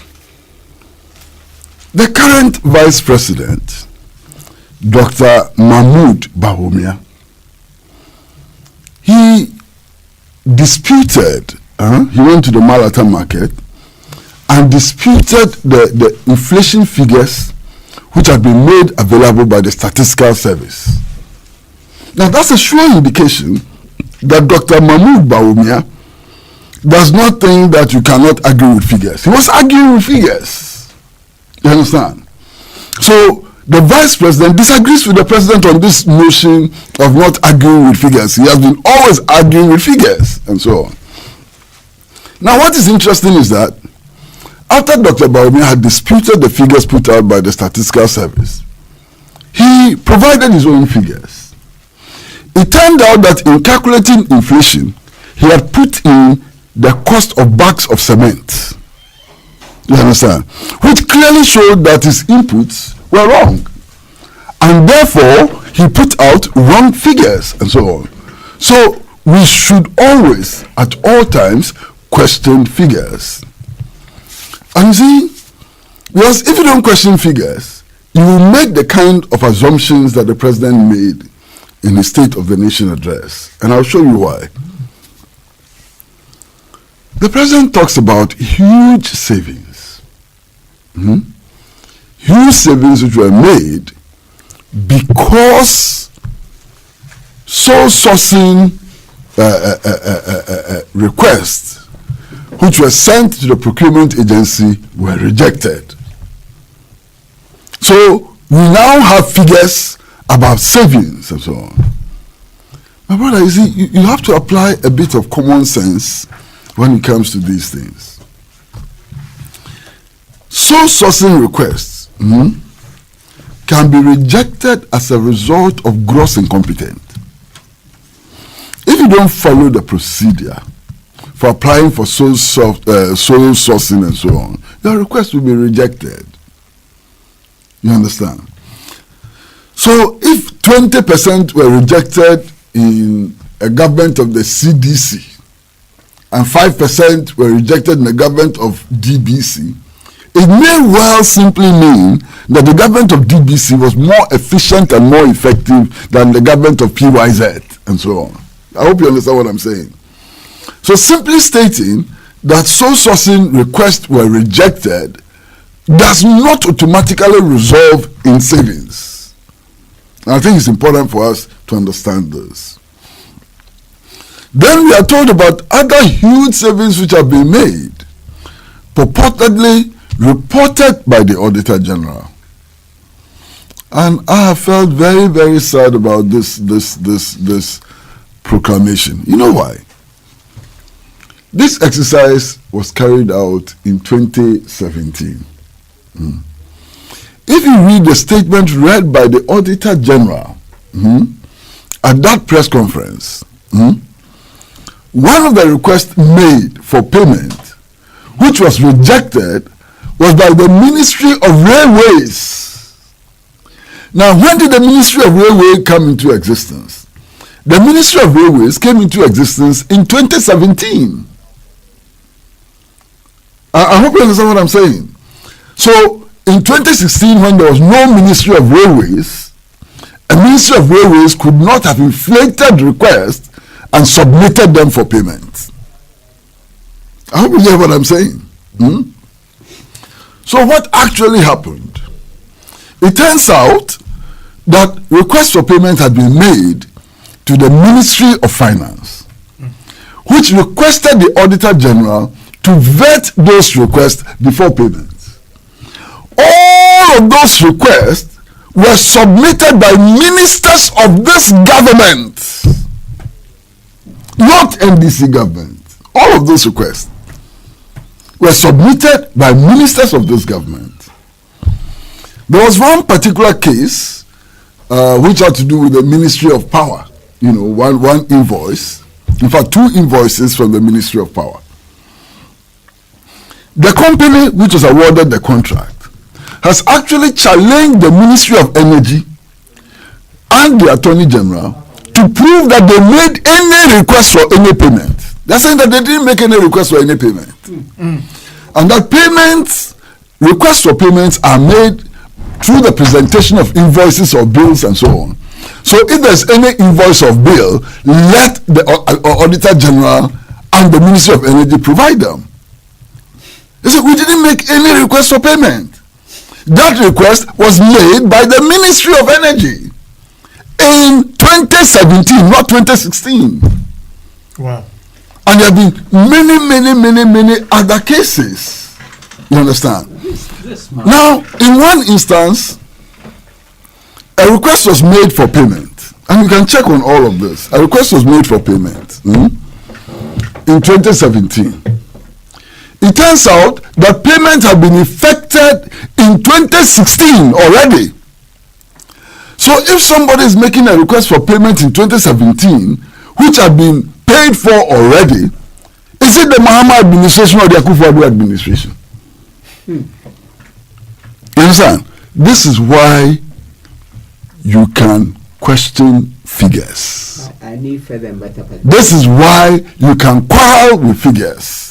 This is why figures are not sacrosanct. This is why the president is wrong that, in fact, not the president, his teacher. Because it is his teacher who misled him. His teacher told him that you can't question figures, you can't argue with figures and so on. His teacher was wrong. No. And I'm wondering why the president has such a bad teacher. This teacher was very, very bad. You know, what kind of teacher is this? And so the students must not learn. No, but if you have a teacher like this, how can you learn? I think it's unfortunate to focus on his teacher. You must focus on Unless the president didn't tell us the truth. Because the president says that it is his teacher who taught him that you cannot question figures. You cannot argue with figures. That's what he told us. Am I lying? If I'm lying, tell me. So the president is innocent. It's just that he has such a bad teacher who misled him. You know, and it's I hope I never get such a teacher in my life. You know, and that people that I like don't end up with such teachers. But this is a huge problem and so on. Now, you see, the president himself was very honest. Again, the president was very, very honest. The president told us that all these figures, GDP and so on, they are so boring. And indeed, they are so boring. They are not just boring, they don't actually reflect the true state of Ghana. Look, we are talking about inflation dipping. We're talking about inflation dipping. Massa, take prices today and compare prices today with prices in 2016. Some prices have doubled, some prices have tripled, and so on. I'll give you a few examples. Look, take the example of petrol. As at December 31st, 2016, petrol was selling for 14 cedis per gallon. Today, petrol, which affects everything we do, health, education, whatever, is going up to about 23, 24 cedis per gallon. In fact, some say the petroleum prices have gone up by 40%. And yet, you come and tell us that inflation is dipping. Olonka of Gari is going up by about 20%. Rice is going up. Everything is going up. So, how do we calculate inflation when prices are rising at such an alarming rate? You understand?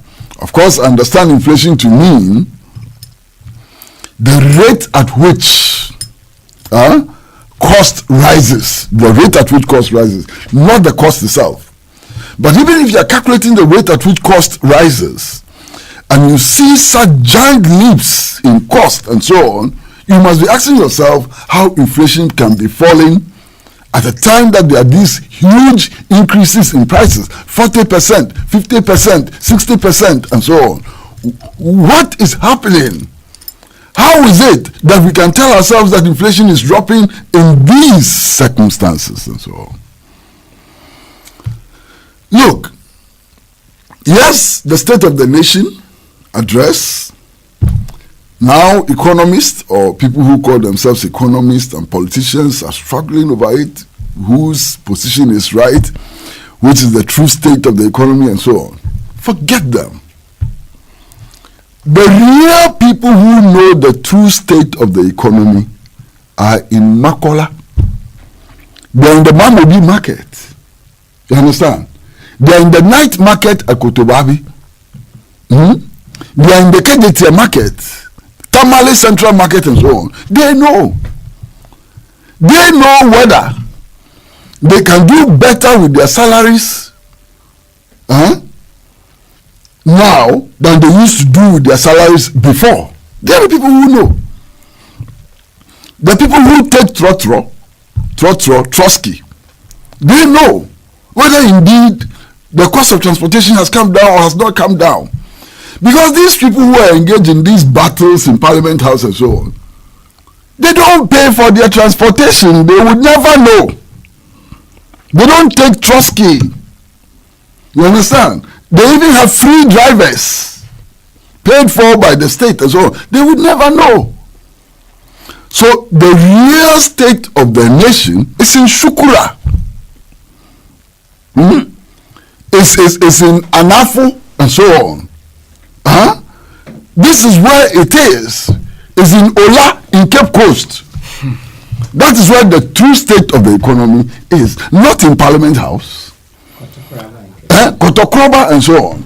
Not in the Flagstaff House. And if you go out and you talk to the people who truly and really know the true state of the nation, you will hear their verdict. I hear them on radio all the time. I hear them when I meet them. You understand? And I know how frustrated people have become. And how people are beginning to wonder whether indeed any change will bring them benefits. You see, in Ghana and elsewhere, we delude ourselves. We say we are running a democracy, multi-party democratic order and so on. And we say that, look, if you have a government you don't like, just wait, 4 years' time, you will kick them out. Is that true? Sammy, is that true? That is delusion of the highest order. Because we have never changed any government in Ghana. Since 1992, which government have you changed? Yes, we removed Mr. Jerry John Rawlings, or he could not contest elections because he had done 2 terms. We brought in President Kufuor. We changed President Kufuor. We brought in President Atta Mills and so on. And today we have His Excellency Nana Addo Dankwa Akufo-Addo as president. But have we ever changed government before? The real government of Ghana is in Washington. The real government of Ghana is the IMF. What we do every 4 years is that we change the face of that government and replace it with another face. There's no matter who is in power, it is the IMF and the World Bank who decide how your economy should be run.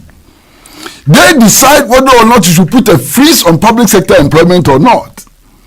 They decide the price of petroleum products and so on. So we are not changing government. We are changing the faces of our government. And that's delusion. You understand? Now, if you talk to all of our politicians, if you talk to all the governments we have had, they continuously blame each other for the problems that we have. Of course, to some extent, they are blamable.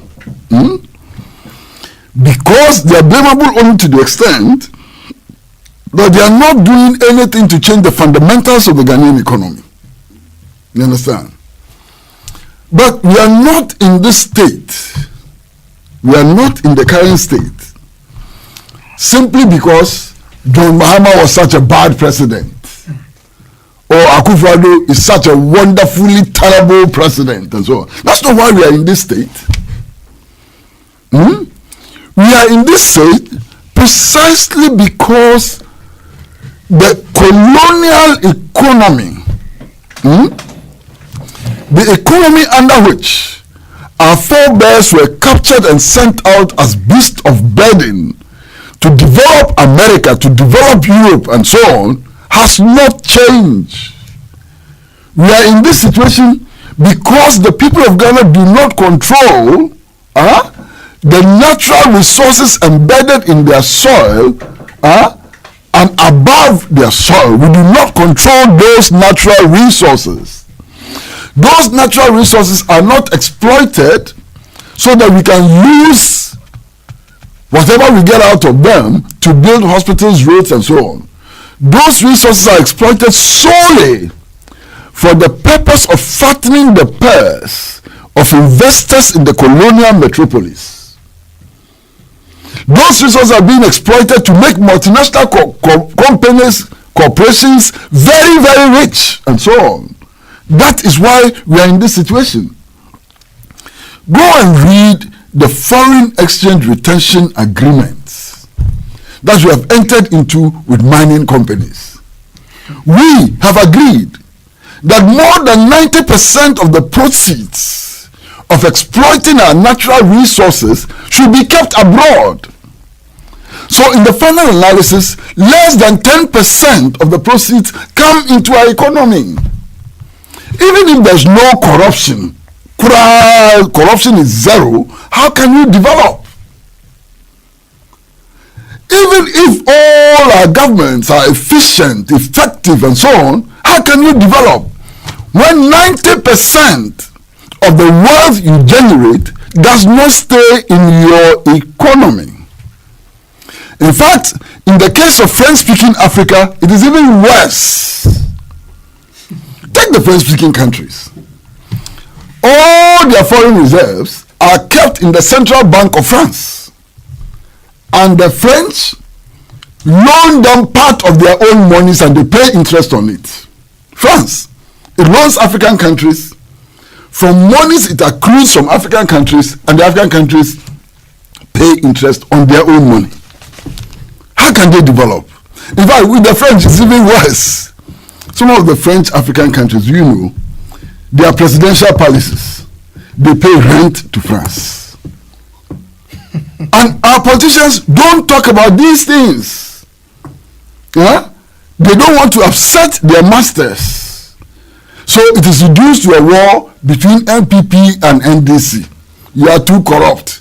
Your time, you stole 10 cedis. My time, we only stole 4. So I'm better than you, and so on. This is the argument. The real argument about the fundamental structure of our economy is not being made. I've not heard it in any State of the Nation address. And until things change, and perhaps more radical political parties are formed in Ghana, we will continue in this mess of a useless warfare which doesn't change anything. In fact, our parties all look alike when they are in opposition, and they all look alike when they are in government. That is the truth. And I can demonstrate that to you. I mean, if you take our parties, any of the parties, if it's in opposition, it looks the same like the other one. You know, I think it's time for us to begin to question the figures. It is time for us to begin to raise issues about how the numbers are arrived at and so on. You understand? So that we can understand what is happening in our country and so on. Now, there is talk about creating employment. There's been a lot of talk about it. I mean, the latest one has had to do with the Ministry of Agriculture. And mind you, our president thinks that his Ministry of Agriculture is perhaps God-sent, brilliant, and so on. This Minister of Agriculture has done wonders, and so on. But you see, let's examine the figures. First of all, the minister tells us that the figures about employment in the agricultural sector, 745,000 workers, new jobs. It says they are conservative figures. Master, the minister says that these figures are conservative figures. What does that mean? It means they are not actual figures. The minister himself says that these are not actual figures. He said about a calculation. Pardon? He said a calculation they had made. Yeah, but he said they are conservative figures. That's what he says, the word he used, which means that they are not actual figures. And then the minister tells us that they calculated the figures on some assumptions. So he's asked, what are those assumptions? And he explains, and listen to the minister's explanation very, very well. The minister says that for every acre of land which is cultivated, it is assumed that X number of people work on that acre. So if you put a certain number of acres under cultivation, you simply multiply your number of acres by the number of assumed workers, and you get the workforce. Why? Why this? First of all, that figure is only an assumed figure. That figure is only a statistical average. It is not an actual figure, it's a statistical average. But more importantly, the number of farms they registered for the Planting for Food and Jobs program were existing farms. They were not new farms, they were existing farms. So if they were existing farms, people were working there already. When the minister is confronted with this fact, do you know what he says then? He says, because we brought improved seeds, and we gave fertilizers out and so on, yields would increase. And if yields increase, you need more people to carry the farm produce, you need more people to do harvesting and so on, and therefore the figures will increase. And Dr. Percy, I'm sitting at home, I'm listening to this minister, and I'm wondering, am I in the real world or I'm just landing in cuckoo's land?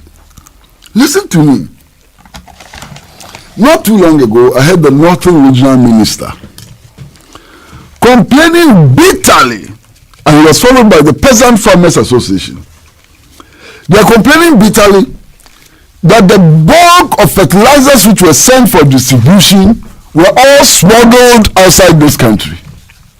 I'm sure you all heard. There were even complaints that tractors meant for local farmers were smuggled outside this country and so on. So the fertilizer which led to increase in the number of employed people on the farms and so on did not stay here. So how could it have contributed to the increase?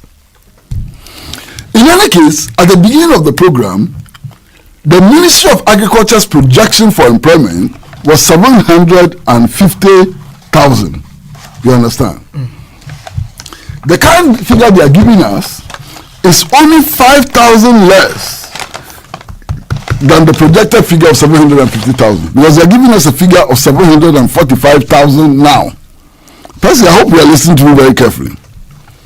Now, by the ministry's own admission, in this period, fall armyworm destroyed in excess of 100 how many hectares of land, of farm and so on. Are you telling me that the effect of armyworm infestation was 5,000 out of 750,000? Is that what you're telling me? Are you telling me that the effect of the smuggling of inputs and so on led to only a reduction of 5,000 in the estimated number of employed persons and so on? How can that be? How can that be? How could that be? You understand? So I'm very, very worried about this situation. Now we can go on and on and on and interrogate all the other figures and so on. You see, about this country's indebtedness and so on. Look, I don't know where we are going. We are told that the indebtedness of Ghana has been reduced substantially in 2016. And yet the figures we are giving for 2016 covers only 8 months of 2016. What happened in the last 4 months? What happened in the last 4 months? Where are the figures? Why are we not being given the figures and so on? In any case, let's leave it there for a while. Let's leave those figures about borrowing and so on for a while. Because my understanding was that borrowing was bad. And that only bad and inefficient governments borrow. Now we are being told that we are borrowing. We are borrowing to pay old debts and so on. Because I don't have the figures, all the figures at my disposal, I'll leave them now. But if you are borrowing to pay old debts, at least our debt level should be the same. So those of you who have the figures, you do the analysis yourself and see where we would land. Look, I believe firmly, and I passionately believe in what I'm about to say. And I think is the truth. Nobody gets into government with a determination to wreck the economy. Nobody gets into government with a commitment to accumulate debt, to worsen the balance of payment situation. So nobody does that. What happens is the methods and orientation of governments which dictate the course of things. And I want to believe, that Nana Addo Dankwa Akufo-Addo is a very sincere person, like President Mahama, like President Kufuor, and so on. I want to believe that they are all very sincere people who are committed to the development of this country. Now, if they are all very sincere people who are committed to the development of this country, how come that we are not moving forward? We have not moved forward in the last 30 years. How come that we haven't moved forward? How come that the figures are so horrible and so on? This is the question we need to answer. From where I sit, the problem has to do with the neo-colonial character of our economy. The problem has to do that the Ghanaian people are still acting as drawers of water and hewers of wood. And until that changes, we will continue to sweat so that Donald Trump's country can prosper. It can fail. Until the fundamental structure of the national economy is changed, no matter who is in power, the Ghanaian country will prosper and we will suffer. That is the reality. That is the truth. Thank you very much, Mr. Pratt, for your submission. A few messages that have come through. Let me go through some of those on Twitter and then head back to Facebook. There are a few others that have come through on Facebook as well. If you just join us, we do have some 15 more minutes to the end of the program. Alhaji and Alhaji, the mother of all talk shows, is what you're listening to Saturday morning on your power dial 90.5 Radio Gold. This one from Elikem Kotoko. He says, could it be that 2 years on, President Nana Danko Akufo-Addo and his government still do not know the difference between SONA and promises or intent for the future? He came just promising what he intends to do more than what the state or the nation is. God bless our country. Hag BS sends the message. Ghanaians expect hope in the President SONA, but because they lied their way to power and after being granted the mandate, they perform abysmally. Factual inaccuracies, insecurity, corruption, cover-ups, unemployment, and hardships is the true state of the nation of Ghana. This one from Matthias Tulasi. He says, this government is full of lies and extremely hypocritical. Where is the 1 million per constituency for the last year? Philip Adika. Okay, Philip, you did not send any message. Elikem again says, indeed, the president did one thing right, a constitutional mandate, and that's all. He came to throw dust, exonerate his corrupt 110 appointees, and praise the 111th appointee, Martin Amidu. Thievery, endorsed corruption, institutionalized. The AU Farouk tweets and says, I salute the minority leadership for always putting this incompetent government on its toes. Keep the fire burning. Akuto Razak says, the true state of the nation under Nana government is a high cost of living, high fuel prices, high utility businesses, collapsing, insecurity in the country every day. Citizens are attacked all in name of this incompetent government. Habib Insawum tweets and says, good morning to you and your panelists. What the president presented as SONA was not a reality. It was about praise singing and empty promises, and any chance the president gets, he clears the corruption in his administration. Delanyo Agbe says, the president was silent on petroleum price hikes. This was not his style back then in opposition. What has changed? Gonda Abdul Hafiz tweets and says, the NPP government is only in to cause retrogression to the developmental plan of this nation. McGregory Mauto tweets and says, my brother, the government has nothing to defend themselves about the poor economy of the nation. Thank you and good day to you. Dion Lomo tweets, MPP, they chop one money. Wow. And those are a few of the messages that have come through this morning on Twitter. Let me check on Facebook and see. I believe I just saw a message come through this morning. Okay, this one from Tafa in Amra here says, what kind of evidence of corruption president is asking us to bring to him?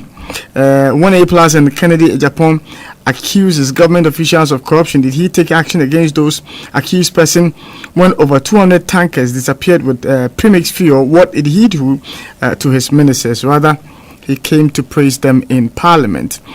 Salina to Mensa sends the message. Good morning, Sam. How can a Corolla chase a V8 car? Mr. Pratt, thank you so much for your question. How can I have a teacher like the president's teacher?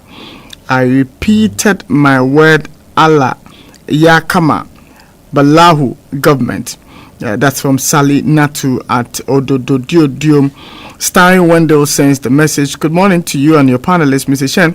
The President's State of the Nation address was full of factual inaccuracies, falsehood, and self-aggrandizement. He said nothing to arouse the damping spirit of the citizenry, but to wallow in a quagmire of cheap propaganda, lazy government.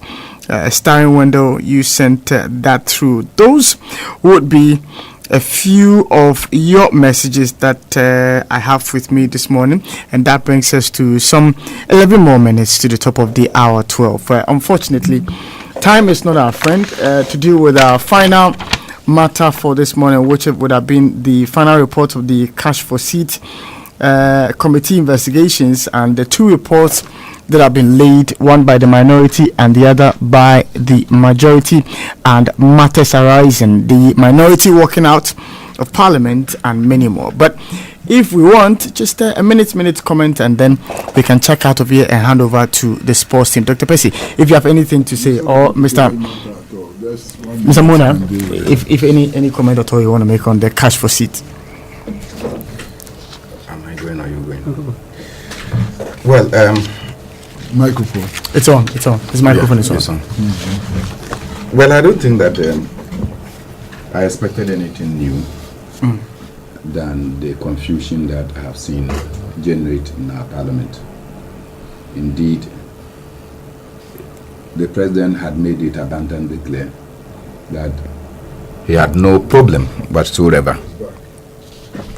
He had no problem whatsoever with sitting in the Millennium Excellence Foundation's program where expatriate business community were to sit in.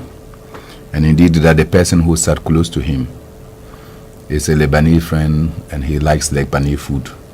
And that anytime he's assured of Lebanese food, he will always be available. So this is his long-time friend, and so once he was coming for the meeting, he decided to also be part of the meeting. I think the confusion that we had to do with the initial stories.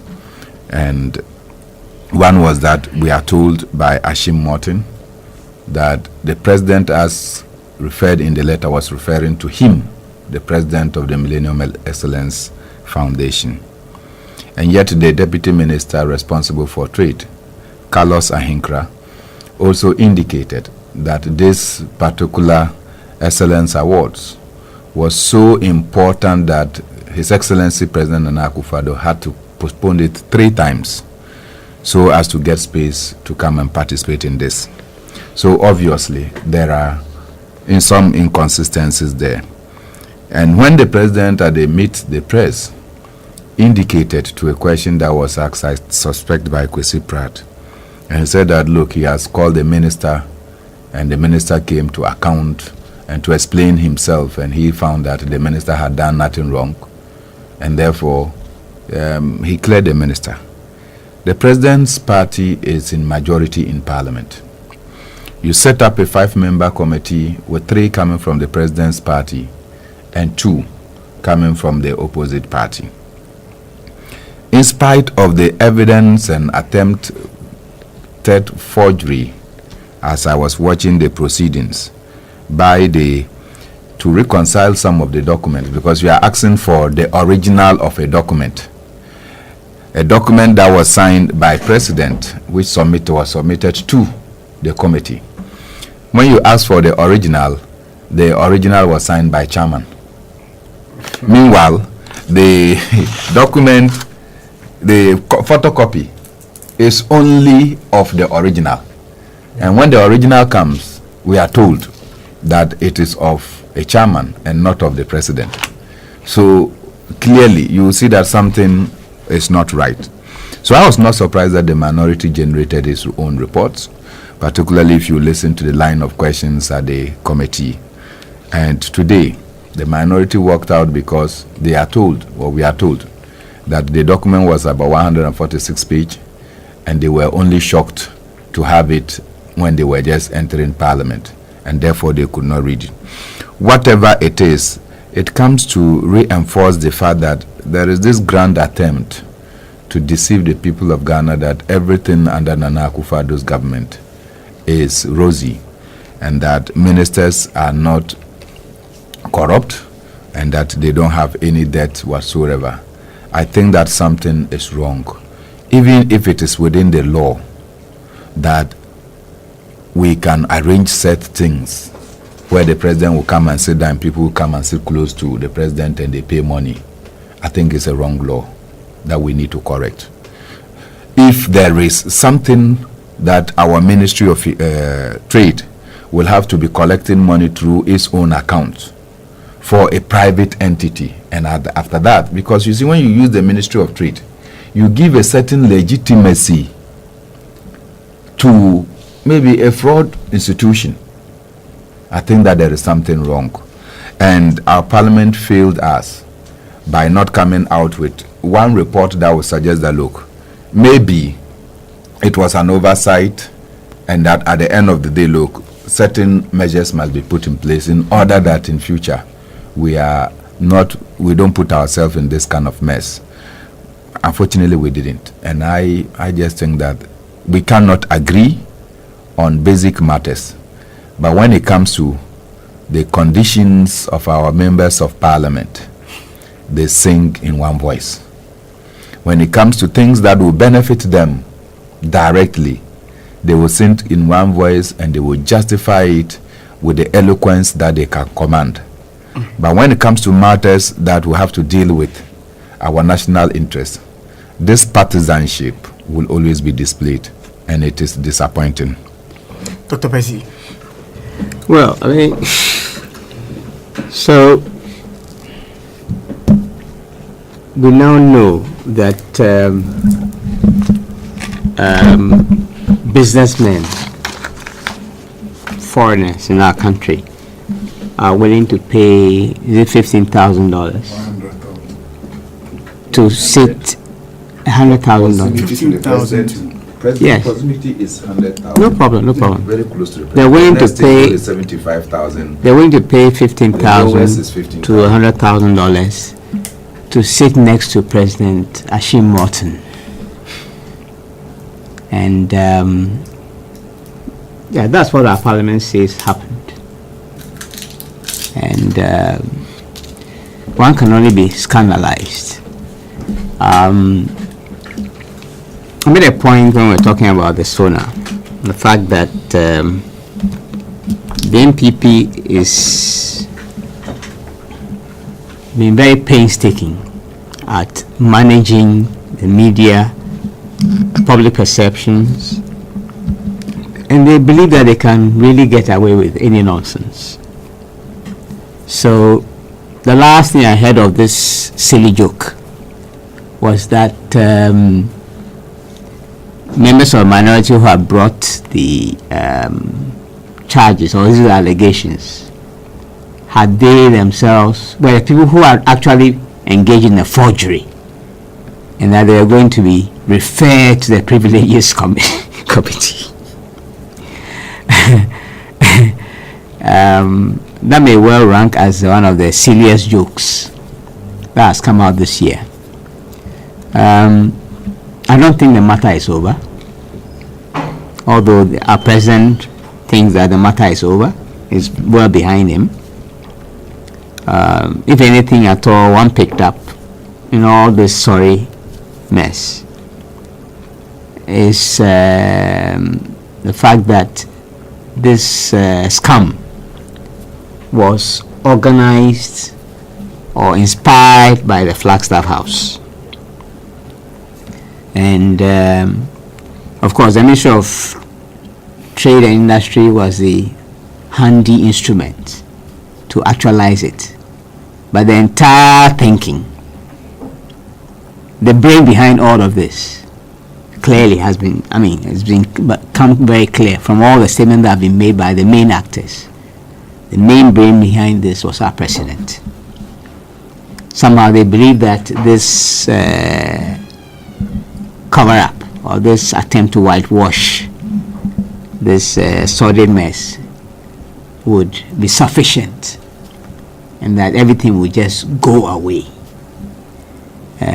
maybe we'll have another spectacle of, is it Mr. Okujeto and the Honorable Muntaka standing before the Parliament to apologize for engaging in forgery. I'm actually waiting for that day. This matter is far from over. But you know, it doesn't really matter. It doesn't really matter. It merely epitomizes the kind of government we have. Okay? I mean, it's a crooked government, basically. All of these things merely go to, if further evidence is needed, all of this just provide further and better particulars about the crookedness of the regime that we have. But the point has been made by Kwesi. And really, all said and done, a country is not really run by the people we elect, whether you call them presidents, parliamentarians, etc. Our policy is made in Washington. I think that Kwesi forgot to add that the local superintendent resides in the American embassy. He forgot to add that. The IMF and the World Bank are merely emissaries and handmaidens.